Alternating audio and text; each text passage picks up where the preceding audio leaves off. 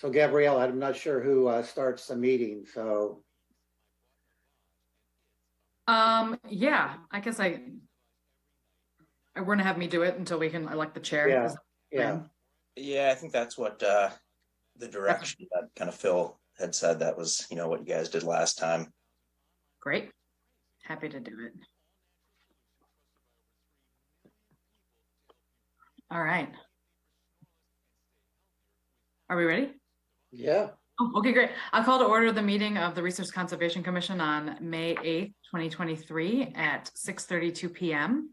First order of business is appointment of timekeeper. And we don't have anyone slated for it, but does anyone want to volunteer to timekeep? I'll do it. Kim, great. Thanks, Kim.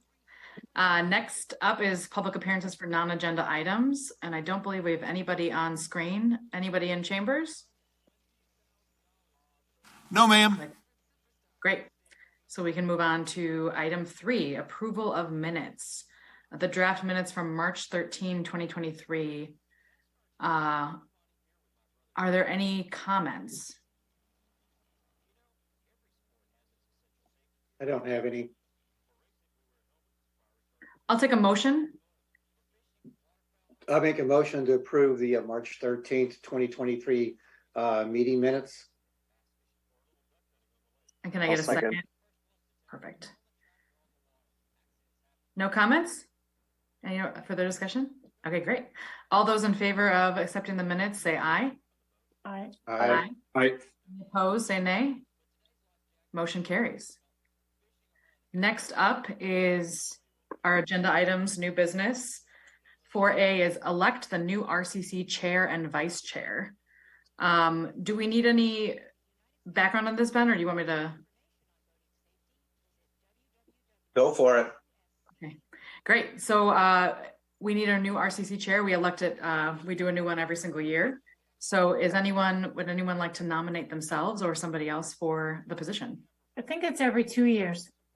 Oh, is it every 2 years? Okay. Wow, time flies. So are there any nominations? Or self-nominations? I'll nominate. Go ahead.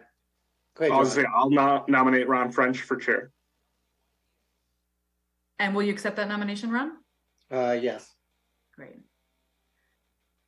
Any other nominations from the commission? Great. So no other nominations. Let's go ahead and take a vote. All in favor of electing Ron French as chair, say aye. Aye. Aye. Fabulous. Motion carries. And then we should also elect a vice chair. And specifically, this is typically in commissions, this is somebody that will run the meeting in the absence of the chair. So it's kind of the official person that does that. Would anybody like to nominate someone for vice chair, or are we willing to serve themselves? I'll nominate Chris Jemison for vice chair. And he said he would accept. Great. Okay, good. I was going to say, I can't confirm that, but he said he'd accept. Okay. That's what happens when you don't show up, right? Yeah. Okay, great. So all in favor. Oh, sorry. Is there any other nominations? No. Great. All those in favor of Chris Jemison as the vice chair, say aye. Aye. Aye. Aye. Motion carries. We have our new chair. So Ron, I'll hand it over to you. Okay, great. Thank you. Thank you, everyone. Everyone notices that we have a new commission member, Andrew Slager. And Gabrielle, would you like to introduce him? Yeah, Andy has been, actually, I prefer if Andy give a summary himself, but we're really excited to have him. I know he's been, I've seen him many times over the years testifying on different issues related to stormwater and trees and other items of that nature. And I know he has a lot of professional experience. So he's a great addition to the committee. And Andy, if you wouldn't mind kind of giving a little background about yourself. Sure. Thanks for having me. I am I guess I went to UW-Madison for conservation biology and environmental studies. I worked professionally for, well, Ron and I were just talking about it, but I worked professionally for JF New and Cardno once they bought JF New for a number of years. And I currently work for a not-for-profit called the Prairie Enthusiasts, doing a lot of different prairie restoration, oak savanna restoration, prescribed burning. We definitely do a lot of wetland work too. But I have about, 20 years of experience doing mostly hands-on stuff. Also, when I was a student, I worked on a number of special projects at the UW-Madison Arboretum, which is, it's kind of a unique setting, a unique system, because it's a number of different ecosystems set in the middle of a city. So there are all kinds of different stormwater inputs and non-point source pollution and things like that, that we were having to address then. And angry landowners, all that sort of thing. So I didn't like dealing with that as much, but it's, something that has to be dealt with sometimes. But anyway, I'm excited to be here, and hopefully I have some expertise that can be utilized by the commission. Thank you, Andy. We're pretty excited to have you on board as well, and look forward to your contribution to the commission. I assume when you gave your oath, did they give you the membership packet and everything? Let's see. It'll look like something like this here. Yeah, I think. Okay, I just want to make sure you got a copy of it. And for those who know, this is dated March 2023. Does everyone have the new one? If you don't, I'll send it out. No, I don't have that. Unless they might. I'm on the board of review too, so they might have sent it to me for that. If it's different. All right, I'll just send out or unless Ben, you want to send it out. I don't even have the March 2023 version. It's got your name in it. Yeah, send that out. Yeah, I'll send it out to everyone. Okay. Well, thank you, Andy. You go by Andy or Andrew? Andy is perfect. Okay, great. Thank you. Well, thank you for coming on to the commission, and look forward to having you on board and listening to any contribution that you'll have for us. All right. So anyone have any other questions or things for Andy? Should we introduce ourselves to Andy? Yeah, that'd probably be good. That'd probably be good, Diane. Yeah. Maybe, why don't you go ahead and start, Diane?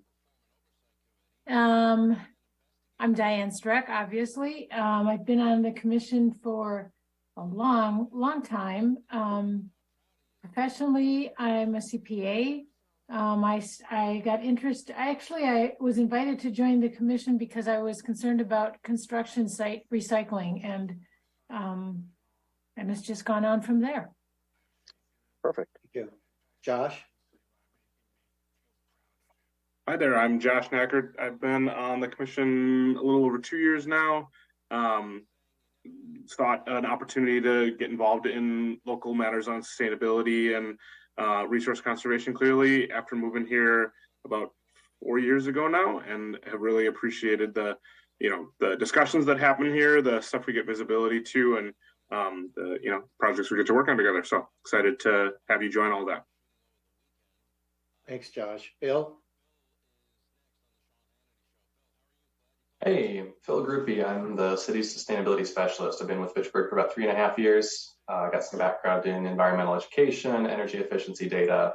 I kind of pride myself in being a generalist, which is why I work in sustainability, because I get to kind of touch everything. I also did the Nelson Institute a while back, the Environment and Resources program. So I don't know if we would have crossed paths, but certainly with some of the same people, I'd imagine.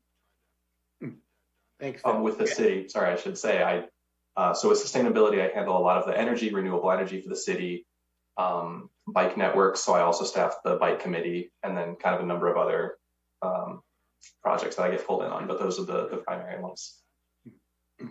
Thanks, Phil. Kim? Hi, I'm Kim Workentine, and I've been on the commission I had to look back. It's been so long. 2015, not as long as Diane, but for about 8 years. In my I guess in my professional life, I work for the Wisconsin Land and Water Conservation Association and head up all of the youth education programming for them. And when I came on the commission, I was interested in starting a milk carton recycling program in my son's elementary school because I assumed that all of the schools in Madison recycled, and they didn't. And so that's been an ongoing project that I started when my son was in kindergarten, and he's now going to be going into high school next year. So it's been a long process, but it's been very rewarding, along with all of the other work that we do for the commission. So welcome aboard. Thanks, Kim. Ben? Hey, Andy, I'm Ben Schulte, environmental engineer.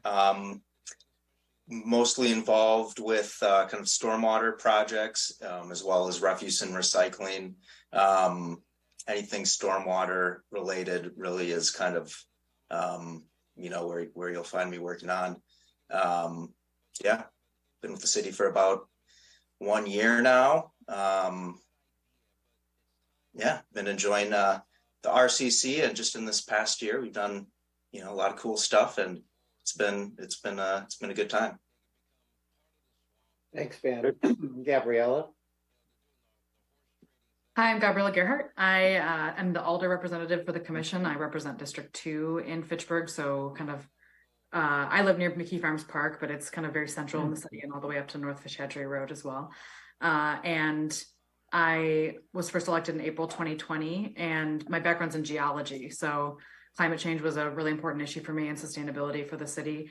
So I talked about it a lot during my first campaign. And then over the last 3 years, I've worked a lot with this commission in particular on expanding some of those issues. So we're going to look at our sustainability plan contract tonight, which was a big thing that we've all been working on, that got money in the budget over the last couple of years through amendments to get that done. We have a USGS water monitoring station that did not exist prior to, it just didn't exist 3 years ago. And so we worked with this commission to make that happen and expand the type of sampling we did. We've worked a lot on creating the adoption of, or making the culture of the city so that hybrid electric vehicles are top of mind whenever we're purchasing new vehicles. So we should have the first 2 electric vehicles coming as soon as we can get them made, because as you know, there's those huge backups. Also like looking at expanding solar power and solar panels. And anyway, it's been great. So this commission has been a really key part of the work that I've been doing on the council since I started, and obviously near and dear to my heart. So really happy to have you join us. Welcome. Thanks, Gabriella. And Andy, like you, I'm a restoration ecologist, mostly on the aquatic side of it, stream restoration, things like that. So I've been on the commission.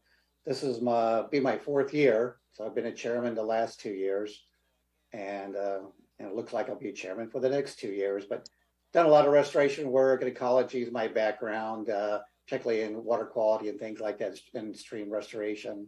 So enjoy my work. I just have my own veteran-owned business right now. Kind of work on the side, do small type jobs. Recently, I was just doing the fish sampling for the Madison Sewage District, sampling the streams that they discharge into, and be doing that again in July. So enjoy my work. It's fun. It's like being outdoors. Yeah. You know what that's like. Yep. All right. I think that's it. Let's move on down to the item 4B on the agenda. A discussion of summer water conservation efforts. Ben? Yeah, so just, kind of looking at a high level discussion on, things that we think would be beneficial to promote, basically starting now and throughout the summer. And I did say summer water conservation efforts. I think in the memo I made reference to, the city does have a toilet rebate program for high flow toilets, the kind of traditional 3.5 gallon flush. So if, you're interested in swapping out to a newer low flow toilet, you can get $100 towards that. So I don't know if people were aware of this program. I mean, how about just a quick survey of the commission? Were people aware of that? We've actually, Ben, we've talked about this before, and we've hoped that Tracy would publicize the program more, but now is that under your jurisdiction? Well, I think it is still water utility, but I don't see any reason why we couldn't help promote that. I mean, it's a conservation effort after all. I would say, just chiming in quickly, this might be something, Ben, for you and me to, I mean, we can figure it out now or we could chat about it sometime in the office. When I started here, my understanding was that my predecessor actually did a lot of the rebates for this program. But once I started, it was more Dina and Tracy handling that. So I think it's been, in terms of promoting this project, I've been unclear whose purview this falls under. I think I've mentioned it a couple times. I know in some advertising for No May, I mentioned it. It's come up in a Greenie newsletter, but I don't know if we've done any active advertising in recent years. Sure. And I think, for those that didn't know here, Tracy Foss, longtime utility engineer, is now assistant city engineer, director of public works. So really, I mean, there kind of isn't a dedicated utility engineer at the time. So, Tracy's got a lot on her plate with her new role. So I think, I've got no problem, assisting with the promotion of that program, because I think it is a good program. Toilets are, those older high gallon flush toilets are kind of a larger contributing factor, and it's year round, not just the summer. So I don't think that's something that, we should probably bring that back up to the forefront a little bit and see if we can promote that one. But outside of that, I mean, it seems like there wasn't a huge knowledge of this program in the community. I'm sensing. So I think we could probably do something there. And then I'm going to put the cart before the horse here and get a little ahead of myself. But when we talk about the water conservation, specifically in summer months, a lot of that is going to be focused on watering of yards. That's just in the summer month. I think the city of Madison sees 20% increase in water usage. I don't have the statistic for the city of Fitchburg. I would assume it's comparable, but that's pretty much all contributed to watering yards, and maybe a little bit from people washing their cars off, that kind of stuff. So with that, there's things we could try to promote, like watering yards at certain times of the day, like the morning, before it gets hot out, and the sun's at its peak. Less frequent mowing is another big one. And here's where I was going to kind of get ahead of myself here, but with No Mow May, that kind of starts the whole conversation of planting, native species in people's yards. And now we've got some, I think Andy could probably correct me if I'm wrong, but I believe a lot of those native plants can require less water than your typical Kentucky bluegrass manicured lawn would. So I think that's another, if you can get some people to convert even a small portion of their yard, that's less that they would be watering. So that's one thing. And then the other one I wanted to bring up was rain barrels. So through MAM Swap, which is the kind of the Madison area group that we work with, and for our MS4 permit, they help us out with a lot of the public outreach and things of that nature. But they're going to be ordering some rain barrels, and they'll be made available to residents in Dane County. So I think that's another thing that could be promoted. So I, just kind of high level, those were a few things that I thought we could promote, as far as, how they would be promoted. I do, I think the website is a way to promote things, social media posts. I'd like to see if, we could get beyond that. I'm just not sure how many people that reaches. There's a postcard. You could do a postcard mailing. That's fairly cost effective. Something like that. But I just like to open it up and see if there are any ideas out there of some ways we could potentially promote one or any of these kind of topics. Ben, it sounds to me like you're just itching to write the next article for the Star. Sign me up. All right. Actually, that was one of the topics that we suggested, and I'd be happy to send you articles that we've written in the past. So that will be due. Okay, Josh submitted one for June, so that would be due beginning of July. Perfect. Wait. No, you submitted one for May. Yeah. This will be due the beginning of June, which would be perfect. That's when we start to enter the warmer months. So that would be great. All right. There's also the stormwater utility credit, which I don't know if anyone has used in recent years, but I put the website link. I'm sorry if you mentioned that already. I'm sorry, but I didn't. But yes, that's something that I think we would want to promote along with. There's a rain barrel credit. There's a rain garden credit. It's not a ton of money, but it's a credit. Yeah, I mean, it's a way to get attention to the issues, right? Mm-hmm. There's an opportunity for a credit. I feel like that piques people's interest in a different way. I know people do use the toilet rebate because I see the rebates on the finance reports monthly. That's $100 too. So that's a good chunk of that toilet. So some people know about it, but it's certainly not widespread. But yeah, I agree. I personally like the idea of a postcard. I think people don't, I think there's some benefit that if it was really focused on these types of issues and it wasn't too much information about it, but maybe like a QR code about more sustainability things on there to reference. But I do like the idea of a postcard. The other option too, and I don't know how you would do this, but the farmers market potentially is a good opportunity to share that information just because we're more sustainability minded anyway. So yeah, I think that's a great idea. And that kind of brings up another good point, but even, I think I'd be willing to set up a booth at like Festa Italia or something if they would have us and just kind of pass out some literature and, you're kind of coming to where the people are. So, there's a ton of people that are there and it's not Fitchburg only, but.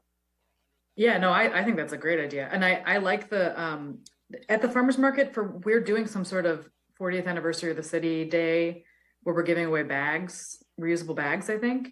And it could be a nice thing to have something in there maybe, or have it at that same table. I don't know who's running that, but there's already like a built-in thing. But I do like the idea of being at the events. Yeah. Well, I wonder what, like just a cheap little rain gauge or something. That was one thing I was kind of reading about. People aren't over watering their yard. If they're using a rain gauge, they can, in theory, they're, maybe tracking how much water is actually getting onto their yard. But, that's just a thought. So something like that or whatever we may think of. But I think there's a good potential with that. Is there any way to put a statement directly on water bills, since water bills go out to all residents? It's a great idea. I'll have to talk with our billing department with that and see what that would take. Yeah, and it's I mean, if people have a complaint that their bill is too high, conserve water. That's a great way to solve it. But right now, I really like the idea of just kind of piggybacking on something that's already being sent out. So I'll talk with our billing about that and see if that's something we could do. Hey, Ben, not sure how quickly you could get something turned around, but, we have the PFAS and water quality event coming up on May 18th. So if there was, some information that we'd want to hand out at that meeting, that would also be a good opportunity. Yeah, absolutely. And, the great thing is there's already a lot of really excellent material out there. Even on like the DNR website, they've got a lot of great little kind of infographics and that kind of stuff that, could print out and maybe come up with some other things, maybe more Fitchburg centric as time allows. But yeah, for sure. And I wonder if, and I'd be happy to help kind of put this together, but I wonder if we are going to staff things at a few of these events, it'd be kind of interesting to have a visual of like, here's the number of inches of rain you need for native plants. Here's the number of inches you need for, your standard single species lawn kind of thing. And just to have just a height of rain kind of next to each other as it's talking, conversation starter to get people to understand visually what's needed and what could sustain it. I think that'd be kind of a cool thing that we could, use and set up at some of these places or whatever as well. Yeah, that's awesome. Last year, I think Phil talked to, I don't know if it was IT or billing about on the water bills showing the previous comparison with the previous period, the previous month. Do you know what happened with that, Phil? Are they still thinking about doing that? I'd have to follow back up. I know I talked with Tracy about it, and it was something that they were considering. And I know when I talked to them for a couple of reasons, it couldn't be implemented right away, but they were looking at it for future months. I didn't circle back, so I'd have to see where they're at on that. I don't believe I'm thinking about the water bills I've received. I don't think it's in there. It's not. Okay, so it might just take refreshing that conversation to see if it's still a possibility. Personally, I think that comparing our usage, so I do my own spreadsheet and compare it whenever I get the bill. And I really think that helps. I mean, if you start to conserve water, then it reinforces that you've made a difference. And if your water usage goes up, then you start to think, okay, what did I do differently this year that I didn't do the previous year? So I think that it would be helpful.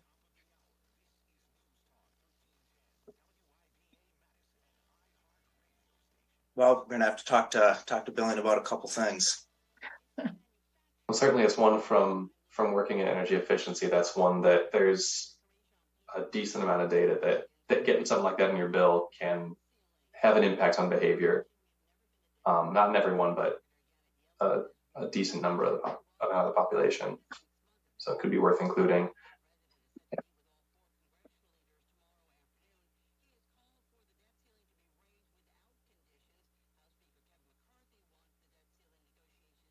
Oh, you're muted, Ron.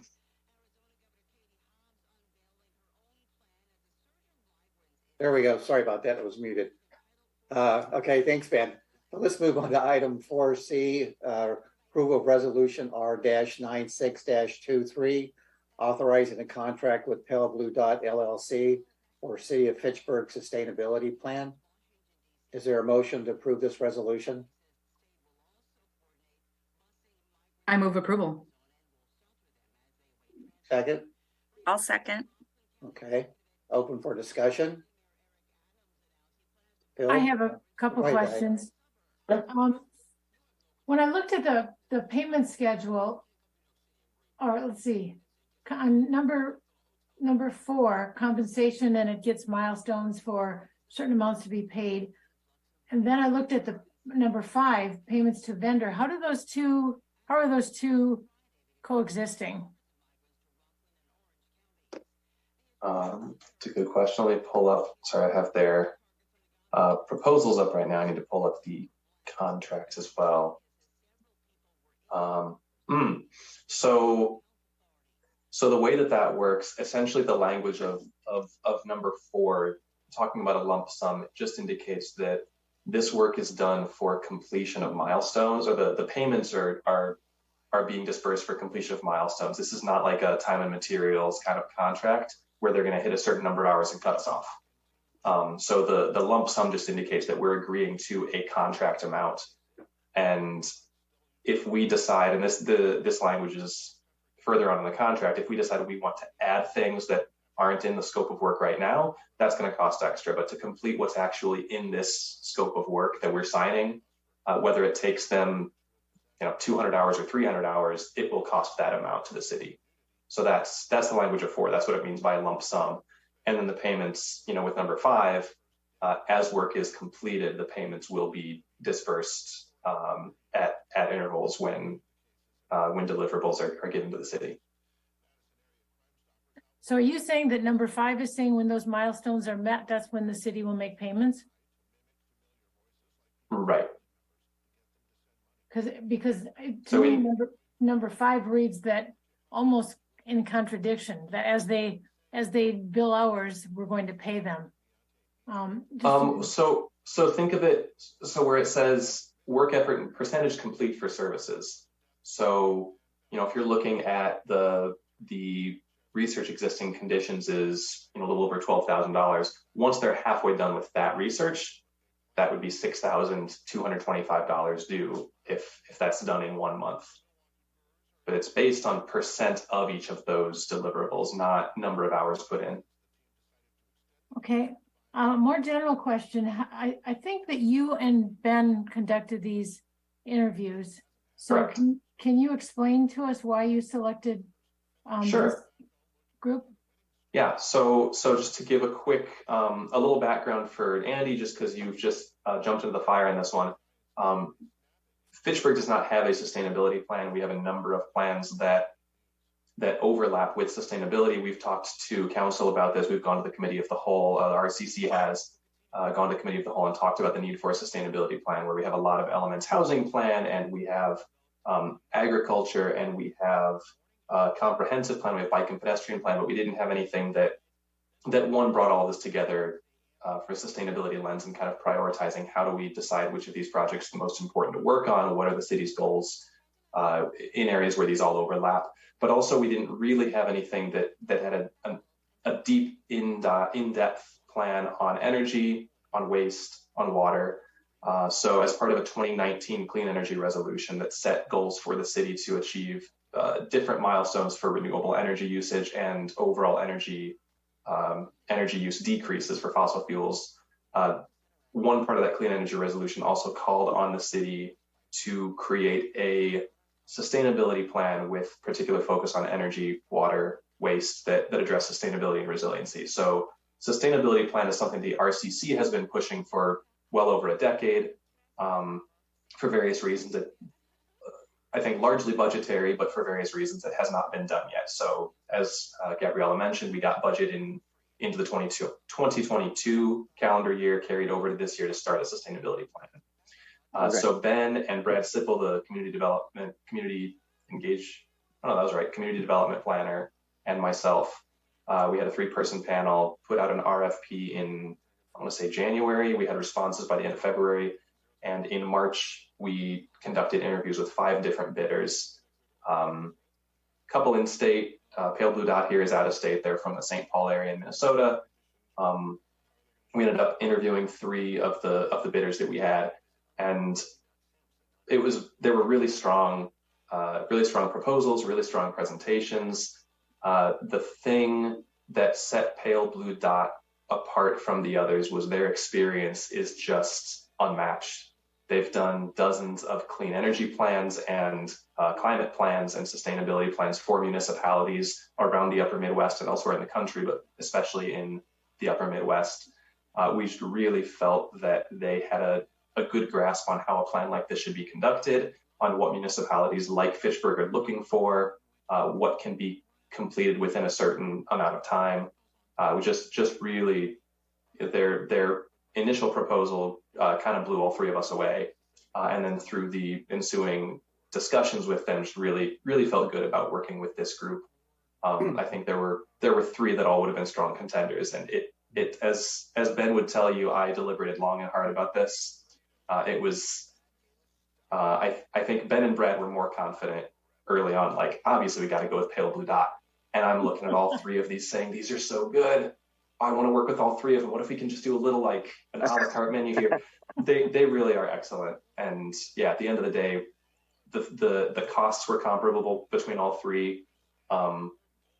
The level of service that we felt we were going to get was comparable from all three, but Pale Blue Dot, they just kind of ran away with it when it came to experience with this type of project. And for us, that seemed like the most important element, was that they put a strong plan together. We could see past examples of their work. And we really got a good feel for what's the product that we're going to get out of this at the end, because we saw it with, they're working with La Crosse, they've worked with Eau Claire, they've worked with Skokie, Illinois, they've worked with Edina, Minnesota, and I could look back at these plans and see how that's gone. And just really felt good about that. Yeah, I think they're probably a good choice. So I looked at some of their plans for the northern Illinois communities that they did, and they looked really nice and really detailed. So. Yeah, so we're excited about that. It does mean, they're not right in our backyard, so we're not going to be able to sit down for coffee with them anytime. But as we've discovered since the pandemic, the magic of Zoom means we can meet with anybody anytime anyway, and they have made it clear that they're going to make themselves available to us as much as we need. So even though they're a state away, we're going to have good communications with them as well. We're confident. Given the $50,000 so-called limit, are there things that we had hoped could be included that won't be included because of dollar limitations? For example, we told, when we presented to the committee of the whole, we said that it would likely include transportation, energy efficiency, conservation, renewables, recycling and waste reduction, water management. We wanted them to develop a water plan. Are those things going to be included? I think how to answer that. I suspect so. So those are things that we called out in our RFP. Those are all areas that they addressed either directly or tangentially in their proposal or in conversations with us.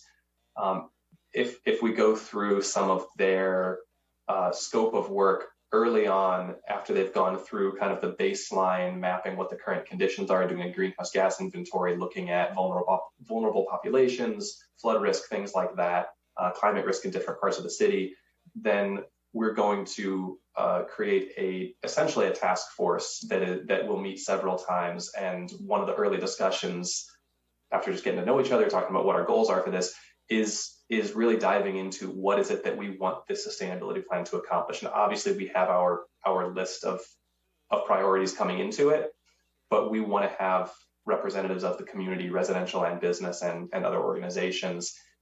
And if everybody says, you've missed this thing, this should be included, we're probably going to include it. If everyone, if there's something that, obviously energy and waste need to be incorporated in here. If we say we need transportation and they say, you've kind of already got that covered with these other plans, we don't think that's a good use of time. And the whole group was unanimous on that. Maybe we still put it in there because we feel strongly about it. Possibly some things don't get included depending on how the group discussion goes, but that's going to be an early element of this process, is having those kinds of discussions with a group and talking about what the priorities are for the city. And we're going to try to balance the perspectives of city staff and other representatives versus members of the community, because we want this to be a plan that kind of works for everybody. Gabrielle? Don't you think those should be outlined in the scope that's included here? I think they are. I thought they were. Anything, maybe water is, but I didn't see it. I was pretty sure that it was included. I'll dig through a little bit, and it may be. So I know I can tell you in the technical proposal element of their submission from our RFP, those categories were outlined by a Pale Blue Dot, and their full proposal. And if you'd like, I can show some things from their proposal that weren't included in this scope of work for the contract, but they definitely did go into here are categories that we understand are important to the city of Fitchburg that we intend to include in your sustainability plan. And I'll, if I find the page, I'll pull it up here on a screen share. Gabrielle, you have a question or comment? Yeah, I was pleased to see that they specifically called out public transit as something that they'll focus on, like do a survey of options, or the public transit benefit mapping baseline, just because I think that's something the city has really been missing in terms of like a overarching view of public transit in the city and the possibilities. And I'm glad to hear that they worked with other communities in Wisconsin, because that face potentially some of the same challenges that we do with funding public transit. But overall too, I went to the Sustainable Communities Conference earlier or was like, I can't remember, it was like a year ago, April of 2020. Yeah. I think Phil and I both spoke with the individuals that run Pale Blue Dot, and then I saw a presentation of theirs where they walked through a sustainability plan that they ran, a process, and I was blown away by the presentation at the time. And I remember being like, oh God, I hope that they submit a proposal for us. So I was really pleased to see the name here. And the thing that I remember from that presentation that I thought was really impressive was they, in addition to all the expertise that they have, I really loved the focus on equity. There's like a lens of equity that they bring to it, which I think is probably unique amongst sustainability companies. And the community engagement seemed very strong. And they also had an option for youth engagement specifically, which I thought was pretty impressive and unique. And I just think that that's a really great opportunity for the city to specifically have an effort to outreach to youth. And then overall, like when I read the proposal, I loved that they have tools for us to look at other similar policies in other areas, and that they're going to bring, like, especially with when they talk about bringing specific ordinance changes with examples of what potentially we could do, that's the kind of stuff that when I was thinking about a sustainability plan early on, that's the kind of specific stuff that I was really hoping we could get out of this. And that metrics driven, it seems like they want to leave us with something that's very usable and actionable. That was very clear to me in reading it. And that is just like exactly what I hoped this could be. And I based on what I knew about them, I was very impressed with them already, but I'm really pleased. I think this is really exciting, and I'm really... So they've got databases of all the communities they've worked with. What areas have they targeted? What actions have they included in their plans to achieve those goals? And so we essentially have a laundry list of items that other communities have already started pursuing that gives us a starting point. If we're not sure how we want to address something, they can give us a whole spreadsheet that tells us how have other communities gone about this, what appeals to you, what feels doable for Fitchburg. I did pull it up, so I guess it was not laid out quite this cleanly in the scope of services here. In the technical proposal, this is how it was laid out with their kind of baseline assessment and some of this early work. So here we go. We'll include all sectors anticipated in the plan. And so here's where they outline what they understand Fitchburg is looking for with our sustainability plan. And again, this is going to be decided, it's going to be finalized when we get into the process. So we kind of made it clear, and they included in their proposal here, their understanding, these are the things that we feel are going to be important. But we also have not conducted a sustainability plan before. I have done the beginnings of a gap assessment, a gap analysis with our existing plans, but I can't say it's been the most thorough. And so actually working together with them and getting groups together to talk about this is where we're going to get this finalized.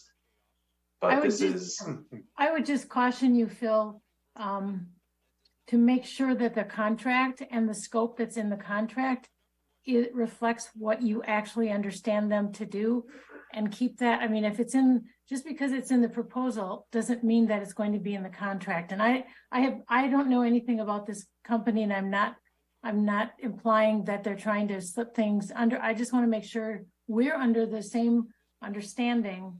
And when push comes to shove, it's what's in the contract that overrides everything. So if it's in the RFP, but it's not in the contract, it won't make any difference. Well, I think that's where you make the scope as part of the contract, because Well,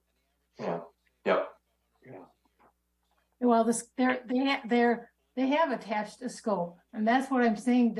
I don't see a water management plan in there.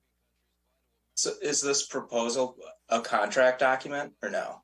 The proposal is not a contract document. The scope of service is a contract document, but they also make it what's in the scope in the contract is that this is a collaborative process, that they will work with the Fitchburg team to, I mean, I'll quote it for you here, finalize the assembly of a team which will work collaboratively with the Pale Blue Dot team in the exploration, creation, review, refinement, and prioritization of climate action goals, strategies, and detailed actions.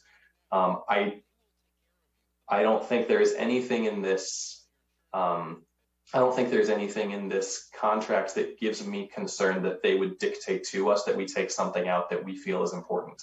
That if the team says we need to have water addressed here, we're going to address water as part of the sustainability plan, because that's what they've agreed to in this contract, is that the team will collaborate and come to an agreement on this. Bill, I noticed in there that part of their engagement is to engage with the RCC. I mean, that could be an opportunity for us. I don't know how they plan to do that, but opportunity for us to share our thoughts and concerns that we may have, or items that we want for them to look at. Yeah, so I think their hope, and we'll figure this out, their hope is that the task force that we put together will have at least one member from the RCC, but then they also do have some time set aside for presentations to the city. They will present to council. They will come present at least once to the RCC as well. With their understanding that there are a number of citizen bodies that deal with elements of sustainability, but probably none as comprehensively as the RCC does. So it's their priority to make sure that they at least speak to the RCC once, if not more than that. Do you think we should have them present at one of our RCC meetings before they get their feet into the weeds and everything? I think we should definitely have them speak to the RCC early on. In terms of before they get their feet into the weeds, I mean, we'll have to see how this plays out. If the plan is to have this approved by council tomorrow night, which means by the end of this week, I'm going to start working in earnest with Ted and Colleen on sharing data and charting out a plan for this. And if they want to start putting a team together before the end of May, then they can't speak to the RCC in June before that happens. And so early in the process, I think would be good. Yeah, I agree. Did they provide a timeline for each of their tasks? They did. I can pull that up here as well. So here's the timeline as laid out in the proposal here. So idea was kicking off the project in May, and there's been the first few months going through the existing conditions documentation. So that's going through available data from the city, as well as from things like USGS and climate and weather services, getting all this baseline research done that the plan will kind of rest on all this data. Engagement's going to begin in May as well, though. So community engagement, they're going to try to start doing right away in terms of us putting together sort of our dream team of who we want to be engaged in this process. We're about 5 minutes behind, just doing a time check. Okay. Thanks, Kim. But yeah, the goal that we put out there was expecting this would be about a 12 to 18 month process. So we said we'd like this to be completed by the fall of 2024. And they put together a timeline plan that meets that expectation. If we feel like we can get it done quicker, we can always push on that and try to get this out sooner. I think 18 months, based on everything I've seen with other city plans, seemed pretty reasonable for a first. Since we're not doing like an update to an existing, for a first plan, I think 18 months is pretty standard. Okay, thank you. So it looks like maybe in our July meeting, we might be able to have a presentation by then.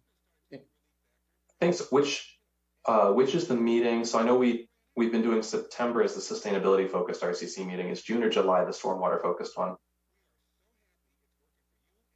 And if it's stormwater, maybe we switch it for this year to make sure that. Traditionally, we haven't done that. I think that was just last year to bring requests. Yeah. It was both of the last 2 years when we went from 8 to 10 meetings in a year, we decided that one would be sustainability focused and one stormwater focused. So the staff members were each only adding one meeting to our schedules. So for sustainability, one day. Yeah. I actually may not be able to be at the July meeting, so we can try to make it happen in June. Okay. Do we have a meeting in June? Mhm. Mhm. Okay, Yeah, we don't do April or December. okay. Okay, any more discussion? Thank you, Phil. All right, let's take a vote. All in favor of approving resolution R-96-23, say aye. Aye. I, Those opposed, say nay. None opposed, resolution approved. Thanks, Phil. Thanks. All right, moving on to agenda items 5, old business, spring waterway cleanup and shred event recap. Ben, you want to give us an update on?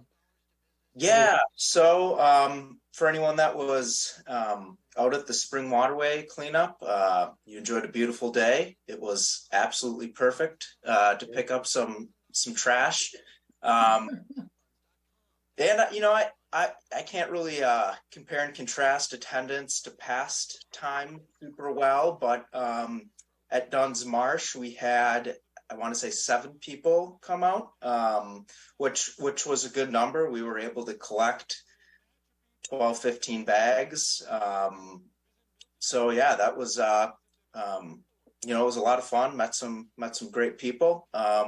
Saw all your photos. Ron had a great turnout at Yarmouth Greenway, it looked like. Yeah, we had 13 people turn out, 15 to 18 bags of trash collected, 1 good tire. Still had a lot of tread on it. We were surprised. And two older people were there. So. My Girl Scouts came and they found an old cell phone that they thought was a calculator. It was pretty great. Somebody found a $20 bill, didn't they? Yeah, I think there was money too. Yeah. They really planted that to make sure everybody was being thorough. Yeah. So in Chris's email to me today, he said at Swan Creek they had 10 volunteers, 12 bags of waste. I think they went out an extra day to collect this because on that day didn't have that many people show up. So they went out later that week. So, so they got 10 volunteers and 12 bags of waste, which is good. We collected a lot of waste from this event.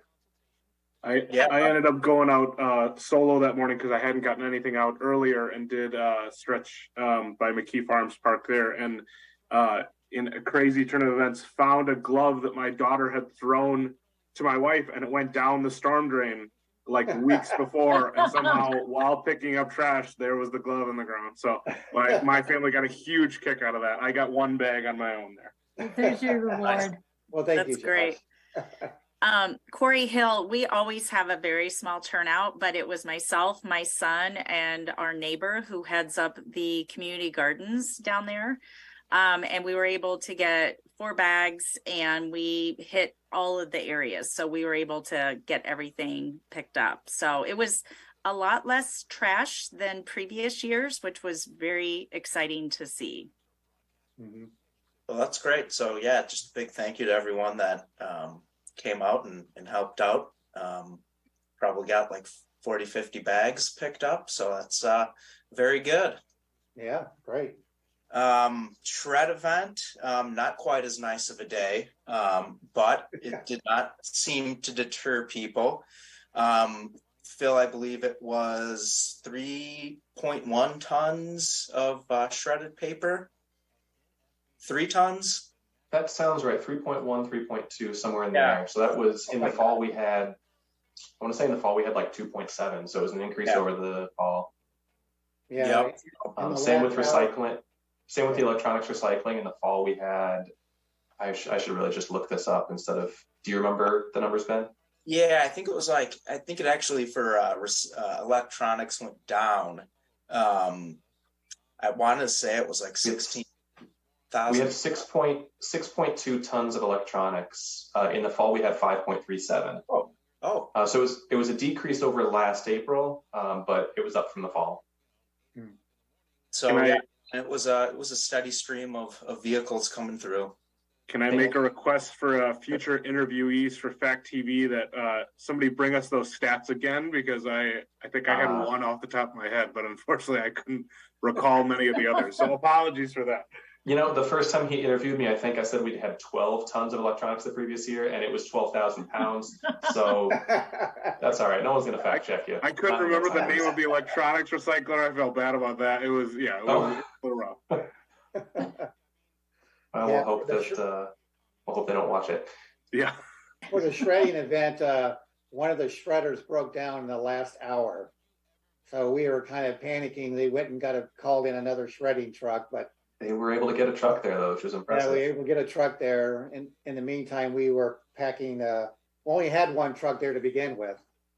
So we kind of set the shredded material off to the side, or to be shredded off to the side until the truck came up there, but it all worked out.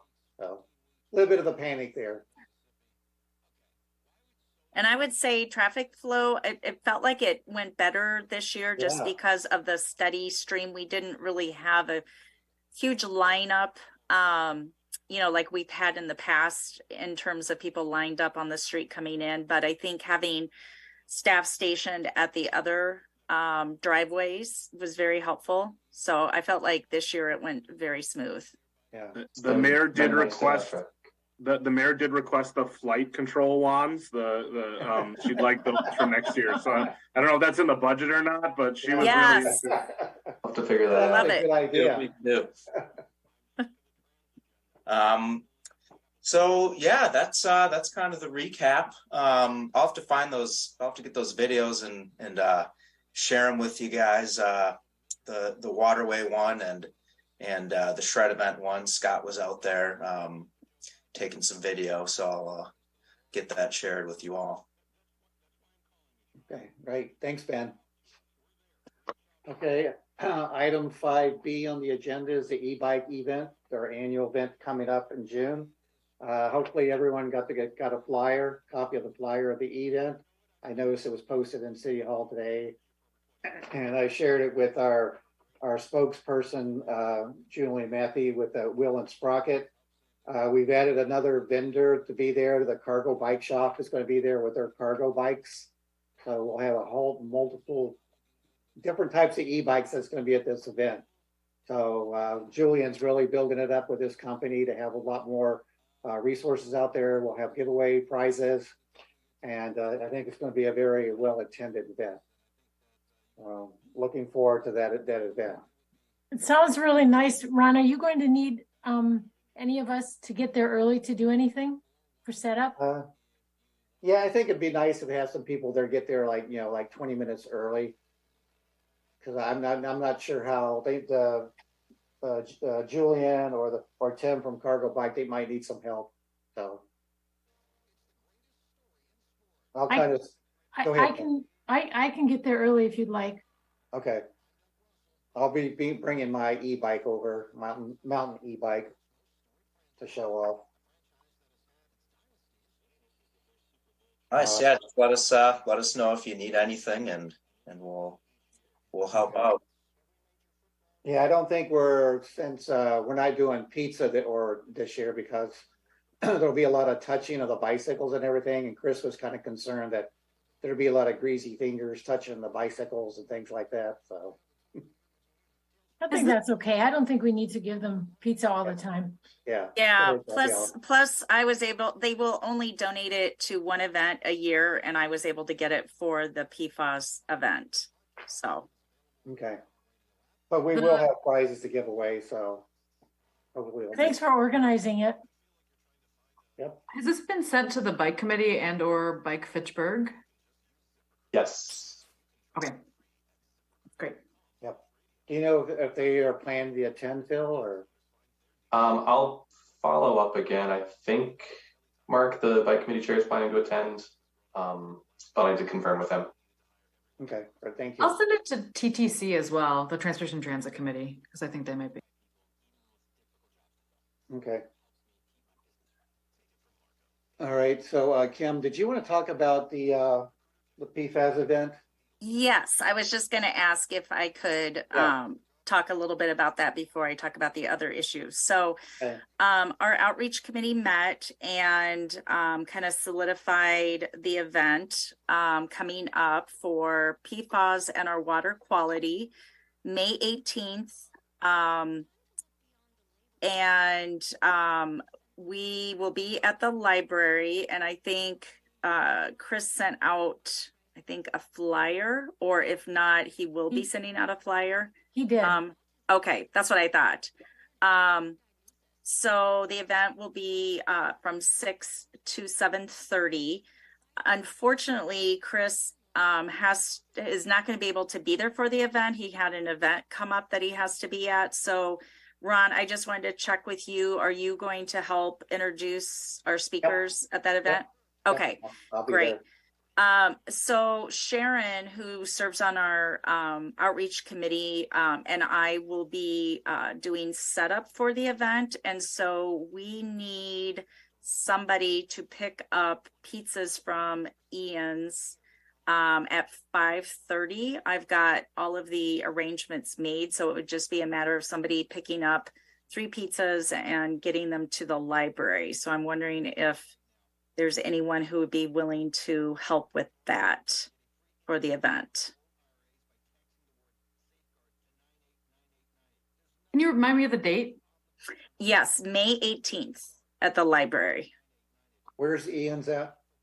It is down on Francis Street. It's right off the square. Okay. What time? I'm sorry. Can you? Oh, I'm sorry. 5:30 to pick up the pizzas, and then the event is from 6 to 7, or 6 to 7:30. I can pick some pizzas up. Was that Ben? I can pick the pizzas up. Okay, awesome. Thank you. I'll be in touch with you. I have just some final details to send to them.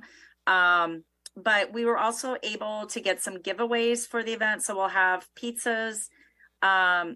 Sharon was able to get K&A's is going to donate a certificate. And then Chris was able to reach out to Culligan, which is close to his office, and they're going to give away a certificate and then also some sports water bottles. And so I think we're only going to have like 24 of them. So we're planning to, give them out to the first 24 people that show up.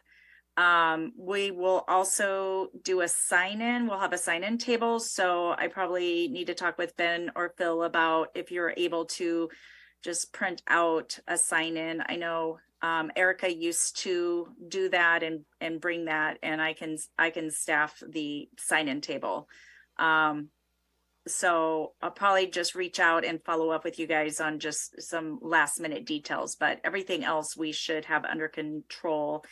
And Chris will just make sure that he's got all of the bios and communication with the speakers in place for the event. So I think the biggest thing is just going to be making sure we do our outreach to our various networks about the event, since it's going to be coming up soon. Say, Kim, I have a suggestion. I know when we did the event last year, there was an issue with the pizza being ready on time. So perhaps you could call Ian's at 5 and make sure that it's going to be ready. And also it wasn't cut. So I can bring a pizza cutter and a spatula if you want, but or you guys can have one available. But okay, yeah.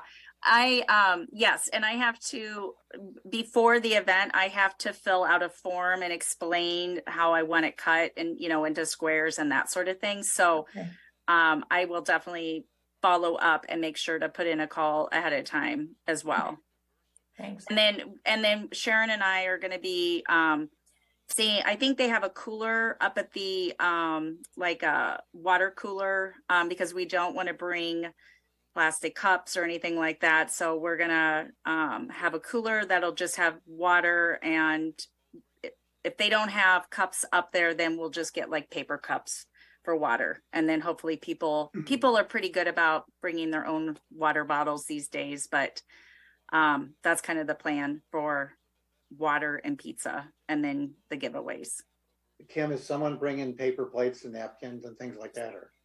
I'm going to check with Ian's and see if that's something that they will supply. If not, I can make sure that I have, I think I have some leftover from other events I've done through the years. We have a budget for that. I don't know that we need to ask Ian to do any more than they're already doing. They're being Okay. pretty generous. Okay. There's a closet in the engineering department that's just loaded with that kind of stuff. I assume. Oh, okay. That's So I can, yeah, I mean, I can stop by and pick that stuff up, you know, a day ahead of time if that works, and just make Perfect. sure we have what we need. Okay. Great, Cindy? thanks. Yeah. Yep. Does anyone have any questions or anything about that? Sounds good. Thanks for working on this. Yes. Yes. Okay, can you make sure I get the bios for the people? Yes. Okay, thank you. Yeah, absolutely. Okay. And is there a plan to get both of these up on social media for the city? Or is that something we can send to Lisa? I think that's the plan. I think Ben just stepped away, or I don't know, Phil. Ben, did you already reach out to Lisa about social? Yep. So I did reach out to Lisa and sent her the flyers that Chris had passed along. So if it's not on the calendar already today, I would assume it would be shortly. And I can bug Lisa again tomorrow, if not. I don't think the PFAS flyer was sent to the commission yet because I don't see it. I have received it. one. Oh. All right, so I just sent it out. And Did he send it out to the full RCC yet, or just a couple people for review? No, he sent it. I'm looking at it right now. He sent it to Ron, Diane, Phil, Ben, Gabriella, Sharon, Josh, and myself. Oh, wow. I can with an email about the event and then the attached flyer.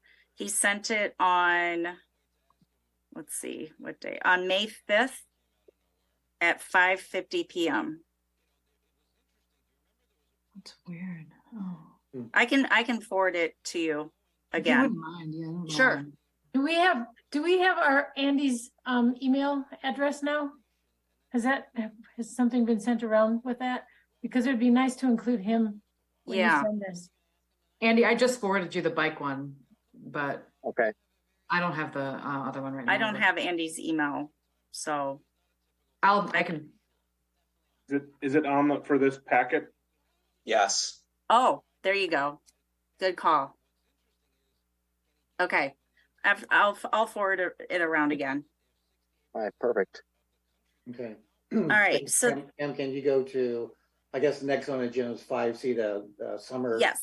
bring your own bag event planning. Yes. So I have reached out, but I think I'm gonna have to stop by Pick and Save to talk with somebody about that. The plan is to hold an event probably August or September. I am in my work life, I sit on another committee with different organizations and counties across the state that are trying to do away with plastic. And I presented this event to them and they all loved it. So we're going to try and do a larger like state take action event. So they were asking if we could maybe shoot for September. And then I would come back to them with the date and see if they can also kind of coordinate efforts around the state. So I'm crossing my fingers that this would work, but I know folks in Milwaukee are very interested in some of the other groups that I'm working with. Love this idea because they're very upset that we can't do away with the plastic bags. Our hands are tied with legislation. So by taking action, they were very excited. And I pulled up a bunch of background information on, Pick and Save and Kroger and how they all have an action to get rid of plastic bags in the next couple of years. So this is something, if we can, do this larger movement, we might be able to make some inroads. So I'll kind of keep everyone posted as I'm kind of working through the details, but basically it would involve a weekend where there's not any Badger games. And we would just set up outside of hopefully pick and save if I can get them to do it, and then work with them on some sort of giveaway. And what we've done in the past is we've rewarded people for bringing their own bags, and then we've had a display set up with various pictures of what the plastic bags, you know, do and cause harm to the environment. And I have to track down those pictures. I don't know, Diane, if you have the pictures or if they're at City Hall, I think but we have those at City Hall. I used them for the trash lab event last year. okay. Okay, great. Yeah, so then we would just have to get the board. Diane, do you remember where we borrowed the board That's from? also at City Hall. It's kept in a safe. We borrow it from community development. I can arrange to do that. Okay. When we give a date. Okay, yeah, once we get a date, then we can get all of the materials and stuff pulled together. But actually I inherited a trifold board. It's not nearly as nice, but it will do if we need that. I was looking at the football schedule, and I think September 9th would be, if we do it on a Saturday, would be perfect, because it's an away game, and it's the only other away game in September is Purdue, and that might not be a good one to do. Okay. A lot of people watching that one. Yeah. Okay, that's great. I will I'll shoot for that date, and then kind of keep people posted as I kind of work through the details of all of the logistics and stuff. But I'm excited to get back to doing this event. We've done it a number of years ago, pre-COVID, and I think had, good luck with educational opportunities, and the pictures are great, and it's a great way to bring people in to have conversations with them. So I'm just hoping that Pick and Save is gonna be excited about this event, and then maybe we can, continue to do more things like this. If I have the electronic copies of the pictures, so if you need those to send out, okay, just let me know. Okay, that sounds great. Thank you. Yep. Thanks, Kim. Uh-huh. Okay, let's move on to item 5D, the Paisley Farm water well update. Ben? Yes, so the update I have here is fairly brief, and Gabrielle, I think, has been kind of copied in on some of this correspondence, and maybe knows more than I do at this point. But Angela, who we met, who gave the presentation with Robert Pierce a few months ago, sent in another letter, kind of outlining the reasons that they outlined to us as to why they would like to put a private well on the Paisley Farm property. So in response to that letter, I believe city staff kind of chatted about it and talked about some next steps. They basically sent a response back, looking for some more information from them, specifically regarding the soil health. They were wanted to know if they had taken any soil samples to determine that the soil health was poor there.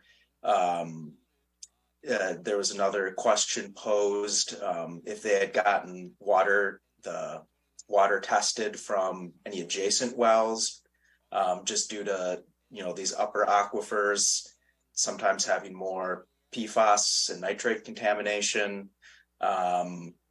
So they basically, it's just kind of some additional questions were posed to this groundswell group. It sounds like they're going to work on a response to that in the coming weeks. I know there were some ideas kind of floated around on how they could kind of, get this to work without an ordinance change. One of the things I heard was you could CSM the property and divide it into two. So you've got one parcel that is over 200 feet away. So that was thrown out there. And again, this isn't, necessarily my arena. That's really kind of all I know at this time. So it's still ongoing. Ben, Yeah. is the attitude of the city to find a way to make this happen, or is it one where they're making these people jump through a lot of hoops because they don't want to give them the well permit? Well, I think the fear that they have is that, if they give this group the well permit, that there would be other groups wanting a well permit. Like, Promega has kind of a greenhouse and a very small kind of agricultural operation on some of their land, and they had wanted a well permit, but weren't granted one. I wish I did know more. I think it's really just setting the precedent that they're fearful of. It sounds like Mayor Julia is very supportive of it, from what I've gathered. So I guess I'm not exactly sure what the sticking point is outside of the setting the precedent, and the fear that other groups are going to want a private well. So I mean that's kind of all I can say. I don't want to speak out of turn. Thanks. I don't want you to get in trouble either, but thanks. I am somewhat frustrated with this, so I am still tracking it. I do not have a final answer, but I am in active conversation with people about this and trying to get movement on it. The mayor is interested in working on this and wants to see it happen, given this organization and what they stand for and what they do for the community. It seems like an easy yes, in my opinion, because of the nature of the organization, and how much of a burden it would be to connect to municipal water, which is really the primary thing for me. They're a nonprofit and they want to have a well, and they can't afford to connect to municipal water. And that's the bottom line for me. All the other things I think they've satisfied to my content. So I'm trying to figure out how to move this forward. So I'm still working on it. If I get any updates, I can update the committee when there's something final. I might have to go to council. I don't know. We'll see. That might be where it's headed, but I'm still working on it. Thank you. I would agree that I think that this narrow precedent is fine for us to set. I'll be honest. If organizations like this keep coming to us in a similar situation, this is what we should set. And people like, some of the other organizations that are borderline, I think it'd be easy for the city to, still keep this as a single assessment or a single review and come to different conclusions. But I would agree. It does surprise me that there's still more questions being asked of this organization, that there's that added burden of testing and everything else put on them. I mean, it just doesn't strike me as equitable, I'll be honest. And so I'm very curious to see that resolution on this one. Mm-hmm. If it comes to council, I will let you guys know as soon as possible. Gabrielle, is it the mayor or the council that does a thumbs up or thumbs down, or why can't they just do this? That I haven't quite figured it out yet, to be honest. I don't know. So we're just still exploring what the options are. I think it can be done. I don't know if Ben knows that. I think it can be done as a staff approval. I don't know. I don't think it has to go to council. And I would rather it be talked about here at RCC and then privately, rather than go to council and become a big thing, but we'll just have to see how it goes. I don't know. This is all, that development happened late last week. So, Well, it's been 2 months since they gave a presentation. So it seems like it just keeps dragging out. And it's just not acceptable. Well, at least at this point, hopefully their fire hydrant has been turned back on because we're past our freezing period. But I would argue that we need to get this done. Me and the mayor are both actively engaged with this issue, so we will see what we can do to move this fast. Okay. So someone's engaging them, the groundswell folks.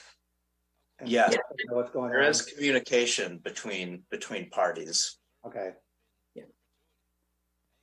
Yeah, they're in contact with our administrator and our public works director. So Okay. Well, thank you for the update on that, Ben and Gabriella. Next on the item 5E, Chris is supposed to give us an update on the cafeteria recycling update, but Kim, can you give us that update? Yep, I sure can. So Chris shared that they're starting a new container pilot at Lincoln Elementary School this week. The goal is to pilot new containers and then figure out budget and approach needed to roll out at the start of next school year in all 33 Madison elementary schools. Wow. It's impressive. So that's all he had for that. Okay. Any other discussion on it? It's a long time coming. Yes. Thanks, Kim. Okay, let's move on to the next item. Diane, on the Fitchburg Star articles. You might want to give Andy an update on what we do or overview.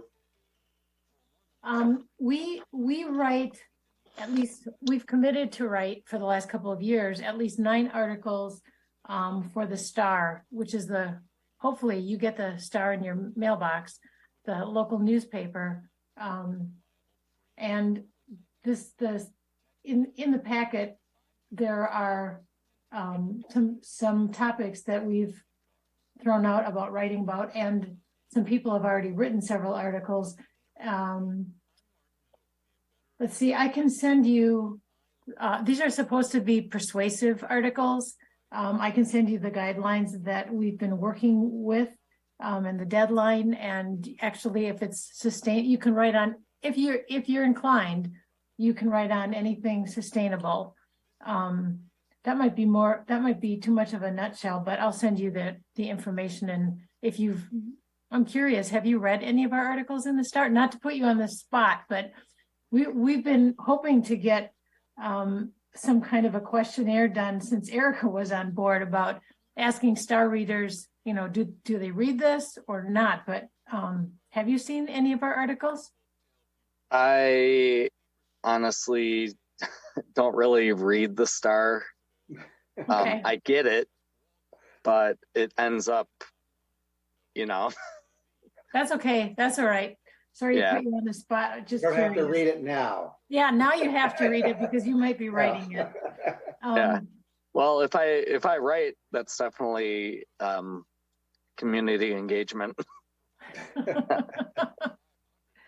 Well, we have Ben, who will be writing the article for June on water conservation. And I'm happy to say that my wrist is about 85% healed and now allows me to type again. So I'll take the next article, unless somebody's dying to write for July. I'll write the July article. I appreciate you guys carrying the load while I've been healing. And Diane, I'm due for an article as well, so I can do, either July or August. Which works better with your schedule? Probably August, Okay.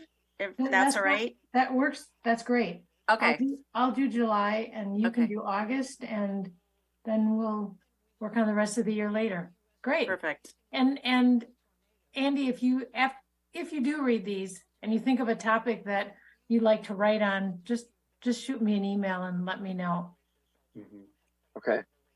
How about rain? Has anybody written about rain gardens lately? I don't think so. I do keep a spreadsheet with the last several years of articles. I try to include that in RCC meetings, but I don't think I did for this one, but I can let you know. I haven't seen one for quite a while. We did a rain garden demo in front of City Hall back when Rick Eilertson was still with the city. Gosh, that's probably been 8 to 10 years ago. So no, I don't think that they've done a rain garden article. Yeah. Or something If you about stall for 30 more seconds, I could tell you. Yeah, or something about converting your yard into prairie, things like that, how to do it. Maybe small. Well, that's a little touchy because the city has an ordinance. You have to get I was talking to somebody who wanted to do their whole yard in native plantings, and they couldn't do it because the city has an ordinance about that. And I haven't done the research to figure that out. Wow. I did You should- an article in 2020, kind of during the pandemic, on pollinators and making your yard, friendly for the pollinators. So that was in 2020. At least It since 2018, there hasn't been an article on rain gardens specifically, at least not with that in the title when I just do a quick text find. I know with our lawn maintenance ordinances, you can apply with the, depending on terminology, native landscape versus a natural lawn, you can apply with the planning department or building inspection department. Yeah. So that should be possible. I'd be curious why they might have been told they couldn't. Well, I know No one's when ever it comes applied. to Was that it? Ben? I've heard that no one has ever applied. So maybe So per the ordinances, you have to actually apply. You have to work with the city department to create a plan for it. You technically can't just do it on your own, I guess, just to make sure that there's some kind of review to make sure it's in compliance, that it is native plants, I assume. I mean, is that your whole yard, or can you do portions of it? No, I think that's for maybe your whole front yard. I don't know, because, obviously people have flower gardens in their front yard. So. Yeah. Okay. All right. Thanks, Kim. All right. So we move on to council update. Gabriella. Yeah, it's been a while since we last met, so there's quite a few things. Back on March 14th, we terminated TID number 4. So that's another pretty major TID closure, which is bringing a windfall to the city, which is why we updated the ARPA TID investment plan, which also happened in that same meeting, I believe. And there weren't too many amendments because a lot of the amendments happened the last time around, but I did mention at the last meeting that I was adding those concrete gravel beds back into the plan, which did pass. So those, and if you recall, the concrete gravel beds are just that they're gravel that we plant bare root trees in and let their roots grow over the summer and then pull them out. And our forester, Ann Healy, told me that they were trying to plant trees on the medians and Post Road, and that they were having a hard time basically finding a tree that would work because the bald and burlapped ones are so big that they couldn't place them in the narrow medians. But they were able to get bare root trees that were in a concrete gravel bed from Madison or Dane County. I'm not sure, one of the local ones that has a concrete gravel bed, and that worked. They were able to place those trees. So it's just an example of one of the ways that those potentially are beneficial. So I was happy that we could make that back in the plan.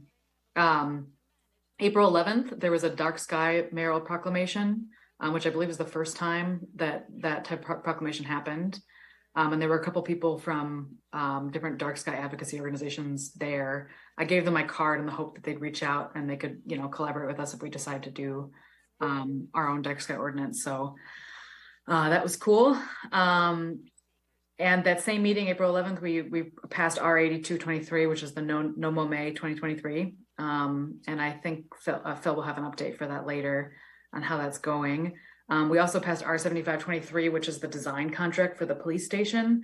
That's not specifically RCC related, but I know Phil is interested in making sure that we incorporate sustainability elements to that police station. It's the biggest facility that we built since the last fire station. So it's a major building project, and we should making sure that we have a high quality building with that's as sustainable as possible. And also it's as much natural land as well. Is it going to be a lead design built project, or? We're not sure yet. We'll have discussions about that. I'd like for it to be lead, but the bigger thing is making sure that it's environmentally friendly and healthy for occupants. If we have the plaque, that would be great, but that's not the most important thing for any of us.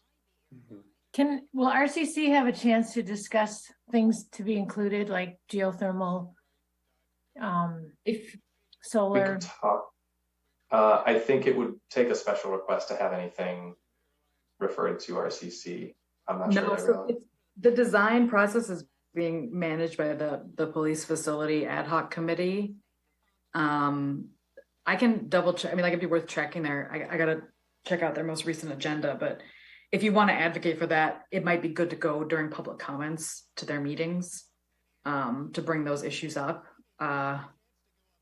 There's no harm in discussing it. I just don't know if there's any mechanism, like Phil said, for us to discuss it and then bring that to them with any sort of official recommendation. I don't know, maybe. We did with the library. Oh yeah, okay. We were not included in the fire the new fire station, but I mean, I'm assuming that Phil can represent what we want, but we don't even know what they're discussing or what's included. It's still pretty early on. It's kind of happening at the staff level, and then it will happen with those ad hoc committee. Yeah, I don't know yet. It'd be worth thinking. And we'll see. I know certainly based on recent building construction, all three of the most recent buildings, the library and both fire stations, have incorporated solar and geothermal. I don't see a reason why the city wouldn't do that again with this latest building. That has kind of become standard. Okay. There are some other things that are less standard that I might feel a need to push on more, but those two, I think we're pretty committed to already. Good.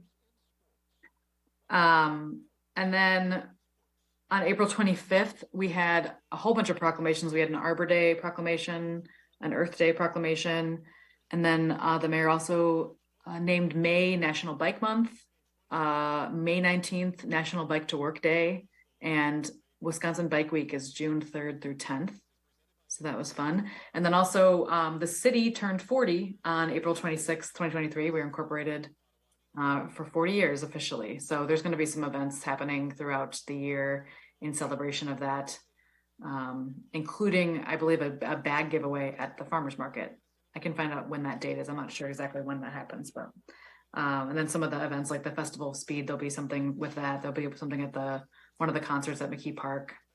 40 years and we still don't have a post office. Yeah. Well, we did for a little while. Quick aside on that. We're only gonna have one. Quick aside on that. That Wisconsin Bike Week. There's also Madison Bike Week, and I'm actually filling out the form for the Madison Bicycle Association right now to put the e-bike event on there.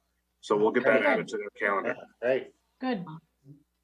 And if you are a cyclist, that Tuesday morning of Wisconsin Bike Week, there will be a Fitchburg station at the bike roundabout, kind of a commuter station to meet folks from Bike Fitchburg, and they usually have like coffee refreshments for morning commuter cyclists. What date is that, Bill? It'll be the Tuesday of the week, June 3 to 10. I don't remember which day Tuesday is. Maybe the 6th. Sixth, right? Yeah, because the event's on. It's like a Saturday to Saturday. It's the 6th. Yeah, so Tuesday the 6th. And where's that roundabout at?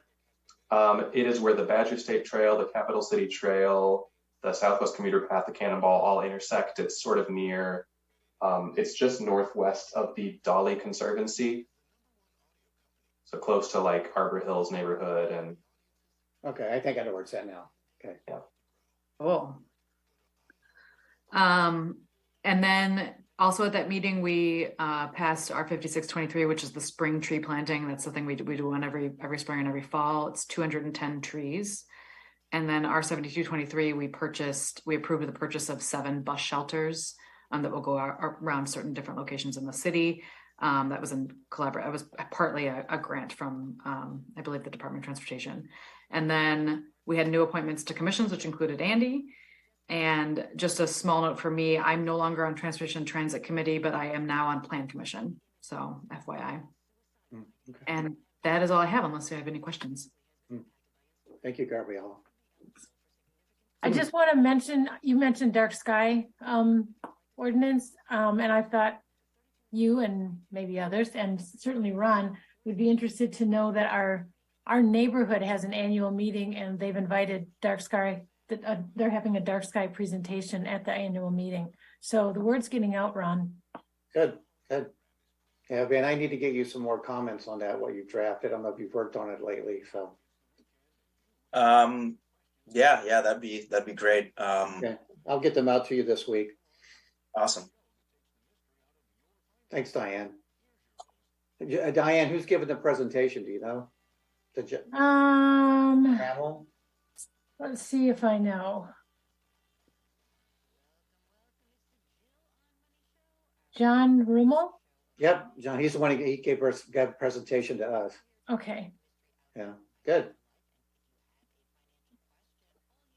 Okay, so we can move on to staff update in terms of solid waste, Ben. So solid waste, we had our street sweeper art contest this April. We had, I think, over 30 artwork submissions, primarily from students at Forest Edge and Eagle School. They had a couple art teacher and a science teacher that were very helpful with kind of getting the word out about the contest. So we got a lot of extremely impressive pieces of artwork here. So we're gonna pick two winners, and then we'll probably just wrap the street sweeper with one different art submission on each side, so you can kind of have a little bit more people involved. So probably look to kind of have that in May, and then once it gets wrapped, kind of invite them over, or take a ride in the street sweeper, that sort of deal. So that was a lot of fun. Ben, just a suggestion. With the last time that we wrapped the sweeper, we did Fact TV did something in front of the city hall with the new sweeper, and the person who designed it, or maybe that was at the maintenance garage. Anyway, The maintenance garage, yeah. The mayor was there, and maybe I'm confusing that, but I think it would be nice to make a big deal about it, and maybe invite the star and get a little publicity. Yes, yeah, I would like to do pretty much exactly what they did the last time. I thought it looked like it was a blast for the kids, and it was good thing to put on the resume. So see what else we got. Dane County they've got $10,000 earmarked for just kind of small composting type projects. So Phil and I were kind of looking into the potential for, if there's any good grant opportunities in Fitchburg. The one thing kind of thought of would be trying to compost at the senior center, because they do have their lunches every day and food there. So again, very very small scale, but it might be a nice little grant, and get them some equipment so they could commit to composting, and then using that compost just kind of around the civic campus. So that's one idea. We'll see where that goes. I think it's fairly competitive. Again, there is only $10,000 available. I think some past winners, I think they did some kind of a composting drop-off program at the Madison Farmers Market. So that would be kind of a much larger scale, but even something we could probably just do something similar at the Fitchburg Farmers Market, or at the community gardens. I'm not really sure what kind of composting infrastructure they have there currently. So there's a few things that we'll have to kind of think about. It's a rolling deadline. It's plenty of time to come up with something good and think through the logistics. So hey Ben, yeah. I just want to let you know that we did talk about that composting and coordinating with the Fitchburg Farmers Market at one of our outreach meetings. We kind of put it on the back burner just because it would take a lot of effort. But if that's something that you are interested in pursuing, definitely our outreach committee would probably love to talk more about that. Yeah. Or even the project around, the senior center. I think is a great idea. Okay. Or the gardens too. I have an in with the organizer of the community gardens. He's my neighbor. So yeah, he's very helpful with picking up trash, it sounds like. Yes, exactly. Be on board. But And I know there was kind of a pilot program for curbside composting several years ago. I guess my assessment is that there wasn't necessarily the infrastructure in place for processing all of that. Now with the new Dane County Sustainability Campus that they're constructing just on the other side of the highway of the landfill, I know that they applied for a pretty large EPA grant to construct an anaerobic digester. So they're kind of looking for, a consistent source of feedstock. And Fitchburg would be one of those communities that could provide that.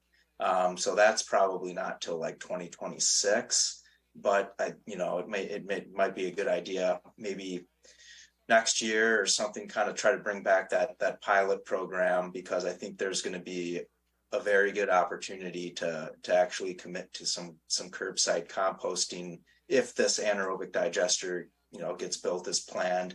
That would really kind of solve the problem of the lack of infrastructure to handle it. So that might be a little bit out yet, but just kind of an interesting thing. And that's about all I got for solid waste. Hey, Ben, I have one quick question on solid waste. At the recycling center, have we cleared up any of the issues of illegal people dumping cardboard and stuff over there? Was that all taken care of? Well, we're sending out tickets. Oh, you are?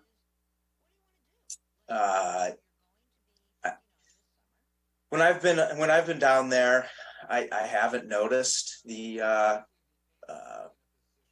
cardboard being completely full, mostly, or contamination. So I don't think there's a contamination problem with the cardboard. I'm sure Pelletieri would have let us know about that. But I mean, we have been kind of doing more tickets. I'm kind of at the point where I think it's just either there's going to be an on-site attendant, or you just accept that there's going to be some people using it that are not Fitchburg residents. How much does a ticket cost? $250 maybe. $250? It's either $250 or $179. Oh. Those two. So they're getting ticketed because they're not Fitchburg residents, or because they're dumping something they shouldn't be dumping? Because they're dumping something that they shouldn't be dumping. Okay.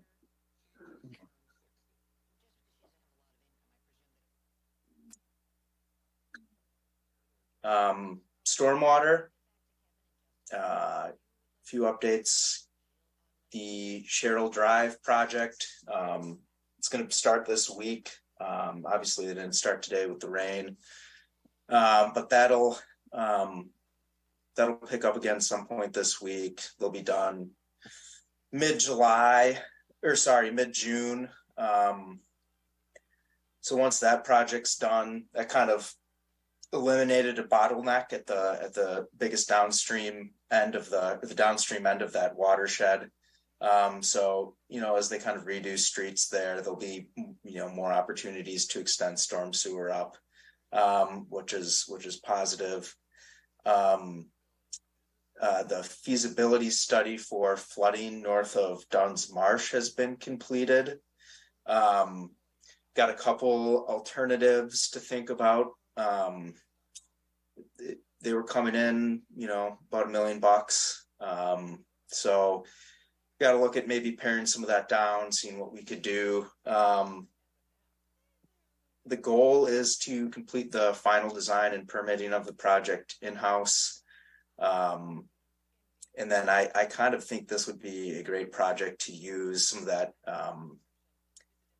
the earmarked, Tammy Baldwin's earmarked CDS funding for. So between Goose Lake and this project, I think those would be two very, very good projects. This one is a particularly good project because there's not as many environmental concerns as far, we're not disturbing wetlands. We're not sending water to a place where it wasn't going before. So, when you're dealing with these federal funds, there's always, these stipulations, and I think it would just be a more streamlined project to use those funds. I think it would save a lot of staff time. So that's kind of the plan there. I've got an update on the Seminole Glen stormwater project. So they've completed the what we'll call the water quantity modeling, or the flooding modeling. So they've looked at a few different alternatives with the main goal of reducing water surface elevations during flood events in the dry wooded kettle. A lot of that is going to be connected with upsizing storm sewer on Schumann Drive. Right now, there really isn't an overflow route for that water. The existing storm sewer in Schumann Drive is too high in elevation and too small as capacity wise.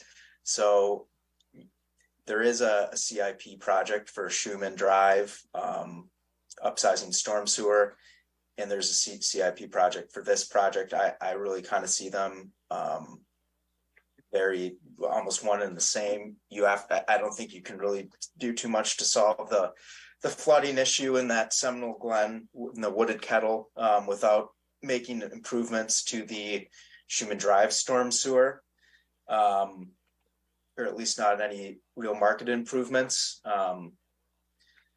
Right now, they're looking at more water quality. So that's, I think, something that a lot of the residents and I know myself will be very interested in. I think what they've seen at the just kind of the preliminary level is that this area does, improve. It's functioning, as a wetland in smaller rain events, in your typical average annual rainfall. It appears that much of it is being infiltrated. And that's kind of, it's those half-inch rains, those little small rains that, you haven't had a rain in a while, sediment builds up, and it's that first flush that really delivers a lot of the sediment load in a lot of cases. So in those smaller events, it seems to be performing pretty well. But we'll look at some other improvements. For one, there's that slope. If we're looking at those two wetlands in the north part of Seminole Glen Park,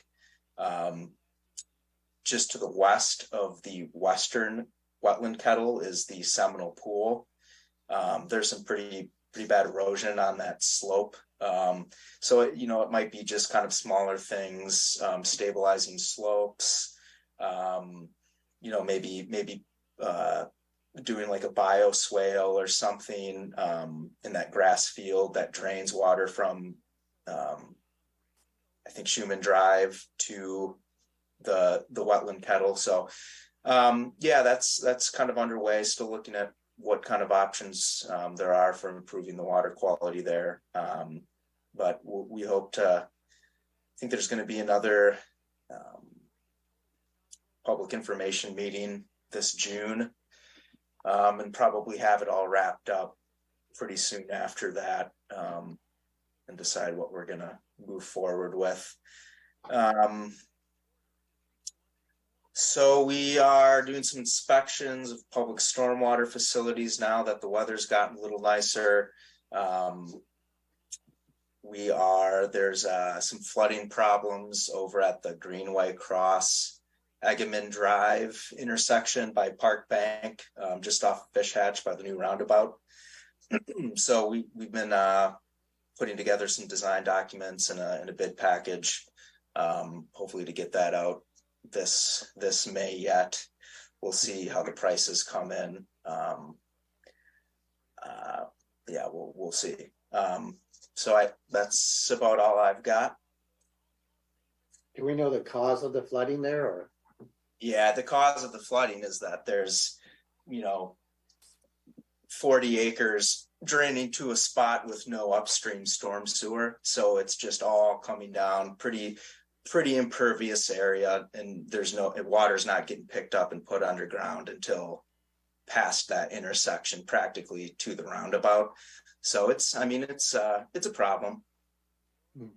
The solution's pretty simple. It's just running storm sewer up to that intersection and dropping in, 6 inlets. So not overly complex in that regard. Okay, thank you. Okay, well, thanks, Ben. Phil, you want to give us an update on sustainability? Yeah, I think I put a good amount of detail in the packet, but NoMoMe is off and running. We're a week into it. We've got, now we have almost 60 individual registrations. We actually had one full condo association of multi-unit buildings. So in total, I think that gives us around 70, 75 buildings that are participating in NoMoMe. So asking folks a variety of different questions. If you haven't gone through and signed up, looked at the survey yourself, we asked people for their name and address, contact information, what their anticipated practice is for NoMoMe. So it could be, I'm going to stop mowing altogether for the month. It might be, I'm going to wait until I can't stand it any longer. It might be, I'll mow the front yard but leave the backyard alone, or I'll cut it back to every other week. So different ways that we're suggesting people can participate, or just leave the deck height higher on your mower. So instead of mowing it down to 2.5 inches, maybe mow it to 4 and just give the flowers a little bit quicker ability to bounce back. But then also asking people, so this is something that I took from Sun Prairie that I really liked as part of the survey, asking people, what will you do in terms of chemical practices, reduce or eliminate herbicide or pesticide use, or maybe you don't do those already, reduce or eliminate fertilizer use organic treatments like vinegar or manual removal for weeds. So it's just kind of asking people if they'll commit to any of those if they do them already. And then similar with lawn practices, no mow or a low mow lawn, replace some of my lawn with native wildflowers, some of my lawn with garden beds, increase pollinator nesting habitat. So I've got some really good responses on that. And really interested to see at the end of this month, not just what the total acreage is of the impact here, but how many people are committing to different types of practices, what it seems like there's the most interest in between those different possible activities. And then I'll also follow up with people at the end of the month. Some people expressed a little bit more interest than others in citizen science efforts, and I'm hoping that we can get some good feedback from them on what they actually saw in their yard. Did they see different types of flowers they weren't used to? Was it just dandelions and clover? Or were we getting more things like violets and some native, maybe red clover instead of white clover, native types of flowers, as well as bees. There was actually, I get mailings from Old Brick Botanical Gardens, and there was a photo that one of their staff volunteers shared of a rusty-patched bumblebee, which, if you're familiar with that bee, that's a federally recognized endangered species, but it is native to this area. So they saw a rusty-patched bumblebee queen at Old Brick Gardens, which was really exciting. Wow. So they're a pretty rare sighting, but now we know they're in the area, and a queen is a great sign. I don't know that it's an easy enough one to identify that we'd expect any home gardeners to email me and let me know, but still, it's a possibility, so that's exciting. So yeah, NoMoMe is going. Dane County Office of Energy and Climate Change is leading a discussion with local communities about whether we want to pursue a joint grant application for EV charging, really expand the local network. There are federal and state initiatives that have started off now. They've both at the federal level and the state level, there have been plans and maps released kind of plotting out the future fast charging network to kind of get a look at what we think the needs are for Wisconsin and for the US in terms of EV charging, to make sure that chargers are spaced and located appropriately to make electric vehicles viable for a larger swath of the population. So Dane County, I think Kathy Kuntz, the director of the Office of Energy and Climate Change, I think Kathy said that Dane County has 1/4 of the electric vehicles in Wisconsin.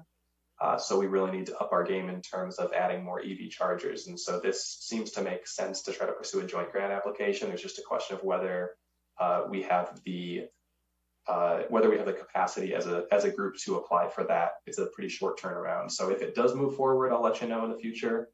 We should know by June or July if we're going to apply and what that's going to look like. But certainly if there's an application, then I'll make sure that Fitchburg is a participant in it.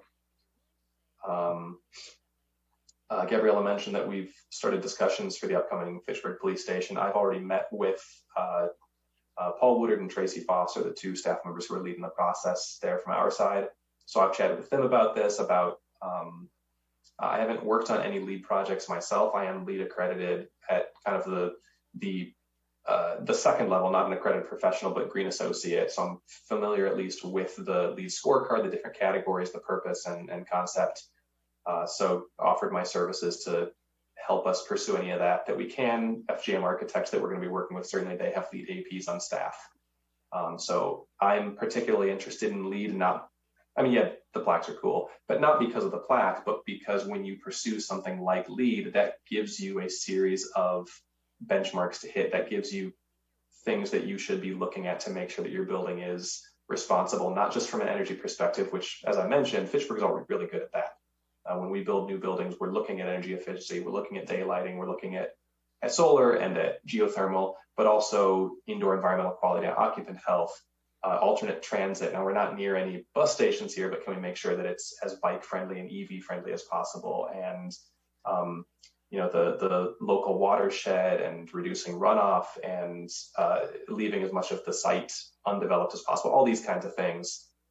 That's, for me, that's the appeal of LEED, is that it gives you criteria to actually strive for, so that there's an established set of building standards that are out there that can tell you whether or not your building is as responsible as it can be. But I'm gonna try to make sure that I'm a part of the process and at least giving voice to those in meetings. If it's not feasible, or if we want to go a different route, then that's the way it'll go. But certainly at least make sure that that's part of the discussions. B-cycle, if you haven't heard about that, I'll certainly mention it at previous RCC meetings, but there have been some media spots and press releases out there now. Fitchburg has B-cycle. Our phase 1 is fully implemented. We have 7 stations around Fitchburg, and we're going to be expanding to, I think, at least a dozen more for phase 2, which is going to be pretty heavily funded by a Wisconsin DOT grant, Transportation Alternatives Program, the TAP grant that I applied for last year. So we have a couple meetings coming up this month. We're going to start plotting out where we want to go next. More city parks. So right now we have McKee Farms Park and Hatchery Hill Park. There's also the Limerick Senior Apartments. There's Terra Vesa. There's Agora and the Fitchburg Chamber, the Wyndham Hotel at Hatchery Hill, and Oak Bank. We want to get some more city parks. We're looking at some other community organizations that we'd like to get stations on their sites, and kind of where else it makes sense to make this a really robust and wide-reaching network in Fitchburg. We want to make sure that we're really considering access to as many parts of the city as possible. So that's going to be coming over the next 6 to 18 months. We're going to get, I mentioned city parks. We'll have stations at the senior center and the public library as well. So excited about that also. So Phil, there's going to be a station in the north part of the city as well? Yes. We're looking at, so we have plans for the North Fish Hatchery Hub down the road. I think breaking ground on that either this fall or next spring. Gabrielle, I'm not sure if you have insight on if we have a date on that yet. I think it's in limbo because of a stormwater issue, but okay. I don't know but we do want to have a station at the hub once that's up, but obviously that's going to be off in the future a little ways. So right now, the farthest north that we are in Fitchburg is Hatchery Hill Park, which is already there. We're looking at other ways that we can get up Fish Hatchery a little farther in the short term. We're also going to look at that's probably going to be the easiest way to get north. Certainly, we'd love to get over to the Southdale neighborhood, and we're checking out different sites in there to see what might be feasible. And it's tough because you want to get this to as many parts of Fitchburg as possible, but you also want to look at, based on data that B-Cycle has and studies that are out there about bike share in suburbs, what kind of a site makes sense. And the most successful sites tend to be places that there are multiple different uses around. So you've got residential, you've got commercial, you've got dining, you've got recreation, at least a couple of those uses in close proximity, so that it's both an origin point and also a destination. You've got bike cycling in between different stations, not just all starting at point A, going to B, and then somebody's got to drive all the bikes back to point A for the next people that want to use it. So kind of trying to factor that all into our site planning discussions. Hey, Phil, is it possible that any of those e-bikes could be like a cargo bike? So if somebody wanted to go get groceries or whatever, that they could use one of those, or? We haven't talked with B-Cycle about that in a bit. I don't think they currently have any cargo bikes in their fleet. But I'll have to double check with Helen again on that. That's my memory. I know that was asked about early in our process. That may have even been before, because we've been talking with B-Cycle about this for 3 years now. This was brought up quite a while back. We actually did our first test ride of their new e-bikes in the fleet back in like October or September of 2019. So this has been something that's been, or 2020, October of 2020 is something that's been in discussion for a while. Back then, I think they didn't have cargo bikes, but maybe that's changed. I'll have to check with them. But yeah, I like that idea. Certainly making it more viable for people to use them for shopping trips would be great. Yeah. Now it's still, you can either purchase a one-use pass that's I think $5 per half hour, or you can buy it by per week or per month or per year. I don't remember exactly the increments, but if you buy one of the passes, you have unlimited rides over that amount of time, but they're unlimited 90-minute rides. So one consideration with something like a grocery shopping trip is you pick up your groceries, you get them to your bike. Now you bike to your house, unload the groceries inside, and then you've got to get that bike back to a dock somewhere before your 90 minutes are up, or else it starts accruing again. So it is one of the limitations of there are some bike share programs where the bikes just have a GPS on them and you drop them wherever, but then whoever wants to use it next has to find where the bike is. So this one, the docks are at very specific locations, but it means that the bikes do have to be returned to those docks at the end of your ride. So different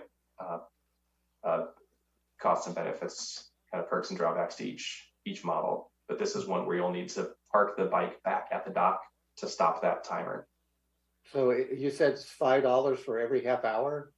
If you just pay for it by a single ride at a time, and I'll double check that on the B-Cycle website, but I'm pretty sure that's correct, that it's...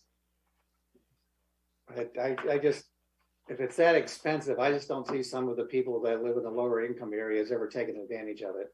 So what we're looking to do is get affordable pass options. One of the meetings that I have this month is with B-Cycle and with Wendy, our library director. We're going to get passes available at the library to be checked out. So you can either go to the library and check out a pass the same way you would a book for, I think it's for a week at a time.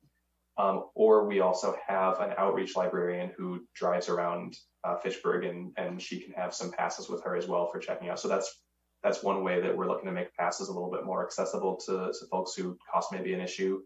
We're also looking at different methods to make passes like a discounted pass, like you would get for, if you are a bus rider, you can get a discounted Madison Metro pass. So we're looking to see if that's something that we could do for B-Cycle as well. I think the way that they do it in Madison, I just spoke with somebody a couple weeks ago, is that they just have a certain amount budgeted in the Madison City budget every year to subsidize those discounted passes.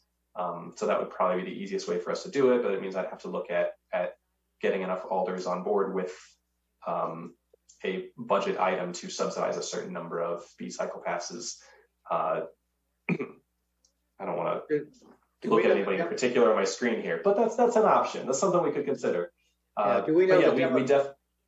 We definitely are discussing affordability. Do we know the demographics of the people that use these e-bikes? B-Cycle knows the demographics. I couldn't tell you off the top of my head. They have a lot of data, and I believe that's included in their data. They know types of rides, distances, locations. They have all the registration information for participants, so they believe should have demographic information. But yeah, it is. Mm-hmm. Will you be including dollars in your next operating budget request then to subsidize those passes? That's my plan. I haven't had discussions yet. This really was just in the past week or two that I had that conversation with somebody at Madison Metro, and since then I've been pretty much focused on the sustainability plan contracts and getting NOMO up and running. Okay. But yeah, I do want to find a way to. This is it's something that I've really been harping on since we started talking about B-Cycle. I think B-Cycle is a great program. Bike share is fantastic. We want to get more people out on the trails.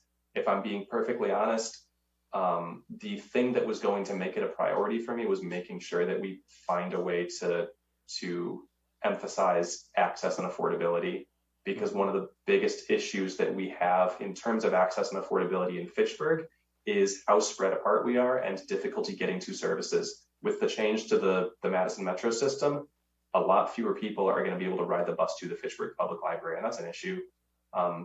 I know we tried a rideshare program some years back with either when Erica or Ellen was in my role, and my understanding is that we just weren't happy with it. We didn't continue it, but it means that we do have an issue with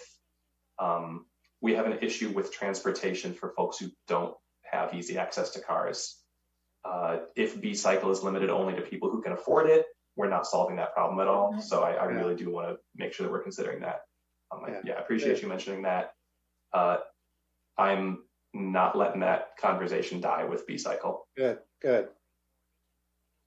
Would it be possible that they could move to the GPS located bikes that you wouldn't necessarily have to dock? So that will never be B-Cycle's model, I don't believe. They do have GPS on the bikes just so that they can track them. If one does get lost, if somebody forgets to dock it or something, they can find it. An even bigger deal, they know where the bikes are going. So if they're tracking routes, they have an understanding of how people are using them and therefore what's going to be in demand later on. I don't think they have a plan to go dockless. Okay. I think that just is counter to the model that they've built. B-Cycle is not going to, even just by virtue of if you look at, e-bikes definitely lower the barrier to entry, but there are certain physical requirements to use a bike share system that not everyone can meet. And so it still is not a universal access solution. So if we want to make sure that we have universal transit access in Fitchburg, it's hard in a suburb, but there are still other things we would need to look at, and B-Cycle is not going to be the final solution there. Okay. The last thing on the sustainability updates, I believe I've talked about this before, the solar inverter issues that we've had. The short version is our 2017 municipal rooftop solar project. The winning bid used solar inverters. So if you're not familiar with solar arrays, the quick and dirty explanation is that a certain number of solar panels, all of that energy gets fed into an inverter that converts the electricity so that it can be usable by your building or by the grid. We got our 360 kilowatt rooftop array that was spread over 4 different buildings, had 11 inverters manufactured by a company called Huawei that's based in China.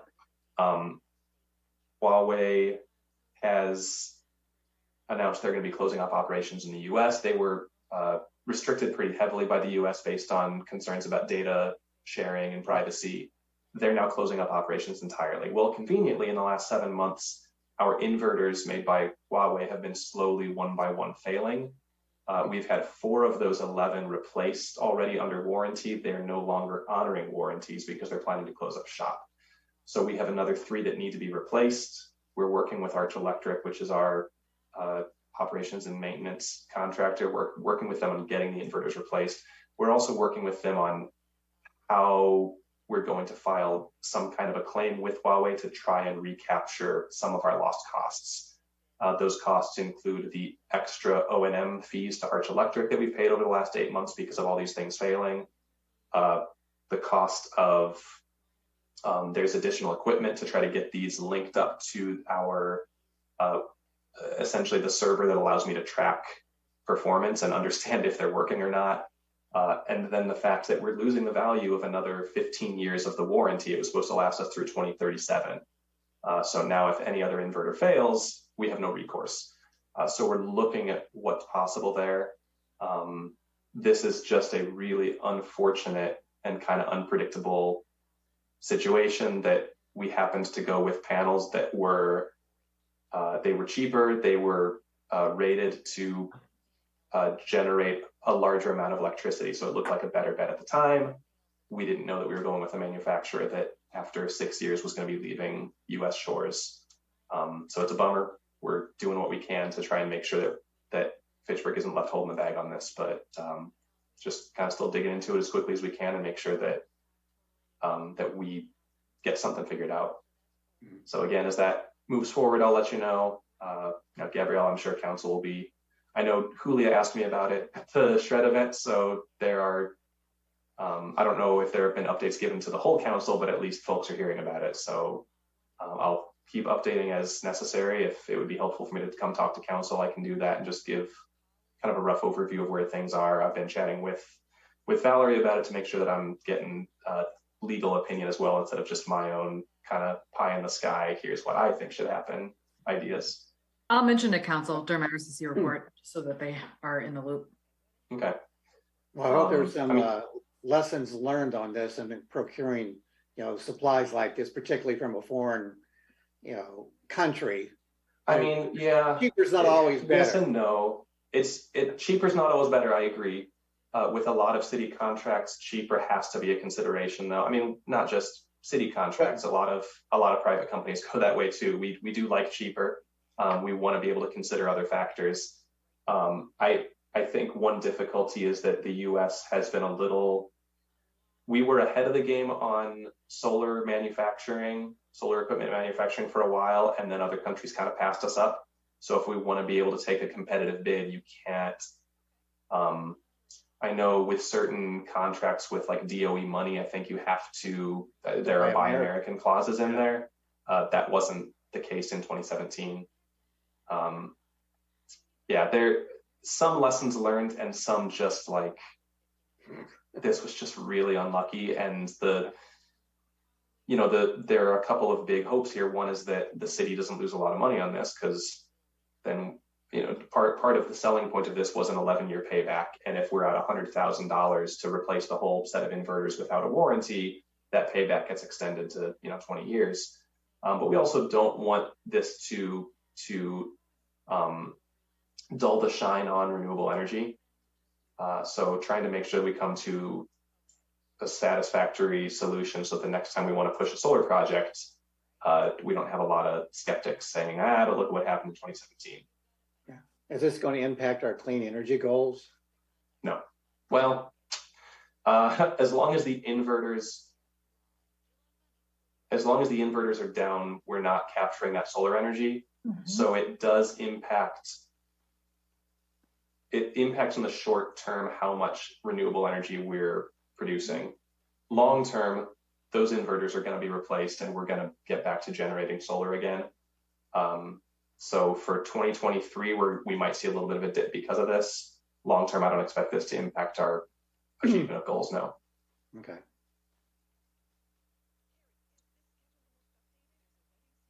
That's all I got. All right. Can I make a request on the no mow May? Sure. Next year, I'd like to suggest that we promote it differently, because after talking to you, Phil, it's actually not necessarily no mow. It's Correct. The low mow. And I don't know if anybody had a chance to read the article that was in the Wisconsin State Journal, but I think we could have an article in the Star in April and promote this as the low mow, and then explain some of the options, Phil, that you just mentioned, like, mowing your front yard, but not your backyard, or because I think there's a misunderstanding that we're asking people not to mow at all during the month of May.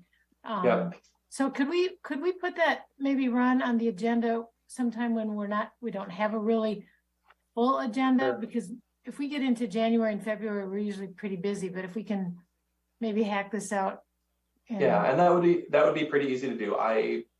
There was I'll admit to a little bit of a failure of boldness or imagination. Madison did, as you pointed out to me in an email, Diane, Madison changed theirs this year from no mow to low mow May. That was after I had gotten our signs printed and started doing the advertising, I kind of thought about maybe we should call it Low Mo May, because that makes a lot more sense. At that point, I wasn't aware of any other community using that term. And so I knew people were familiar with No Mo May. And it was kind of weighing this, do we want to be the one that uses a different name and people ask that question? Or do we want to follow along with something that people are familiar with and directly asking for? And then in our promotional materials, we'll make it clear there are a lot of different ways you can participate. And that's the route I went with. You know, if I had waited 3 weeks longer to get the resolution passed, I would have changed the name, if I'm being honest. But the resolution was due and I had to make a call, and that's what I went with. I agree that Low Mo May makes more sense. Honestly, I am really excited to see what people report from this, but Low Mo May it's just a foot in the door. For me, the big prize is still more native plantings, more native landscaping, more low mo lawns in general, and people really focusing on helping pollinators year round, not just for 1 month in the spring.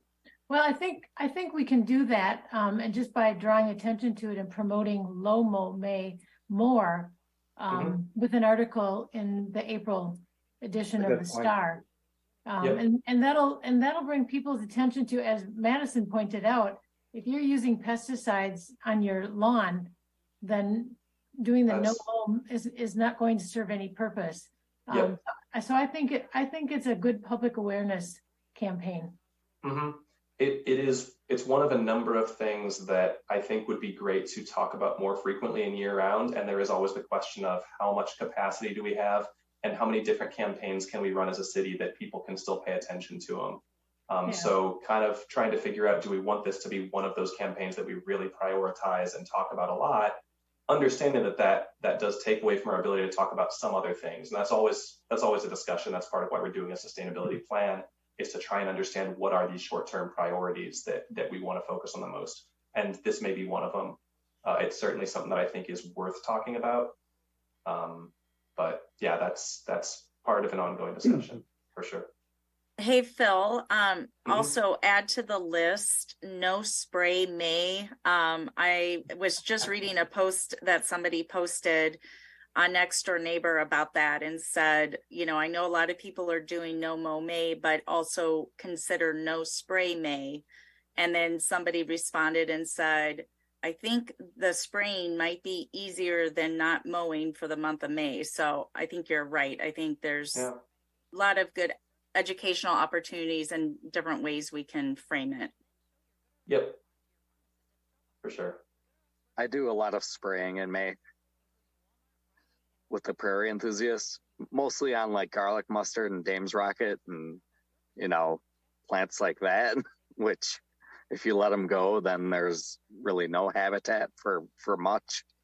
But I guess we can't expect trade-offs. Yeah. Leave it to the Yeah, and you know, we prefer natives to dandelions. Don't really do much, but that's what's in most people's yards. But there are some lawns that you look at and you're like, the only way to get rid of these dandelions is either black plastic for a year and a half or spraying. Like nobody has the time or the manual dexterity to pull out that many dandelions by hand. So yeah, always. I made my husband do it because he's not allowed to spray. So he went out this weekend and we did it with garlic mustard when we inherited our property, and that was an entire month of landscaping, was just going out and pulling garlic mustard. So definitely understand that. Well, Phil, you'd be glad to know I have my sign in my front yard, and 4 neighbors in the cul-de-sac so far haven't mowed their yard yet. So, all right. I think they're watching me to see when I start mowing. My grass is really high right now. As I mentioned, I've got like 58 individual participants plus that condo association. Based on what I've seen around town, there's at least 3 times that many that are unofficially participating. I'm asking everyone to register because I really want to track this. You know, I'm not looking to track anybody down. I want to know what the impact is, but we have a lot of people participating. Great. Well, thank you on the update on that. We got 9 minutes left, and then Chris has joined us. So Chris, is there anything that you want to, maybe you could just share a little bit about your experience to Andy, who's our new commission member, who you are? Yeah. Hi, Andy. Nice to meet you. Sorry that I missed the first part of the meeting. My son had an orientation night at Madison West tonight. But I've been on the Resource Conservation Commission for about the last 15 years. I had a couple of years off right after adopting our son back in 2009.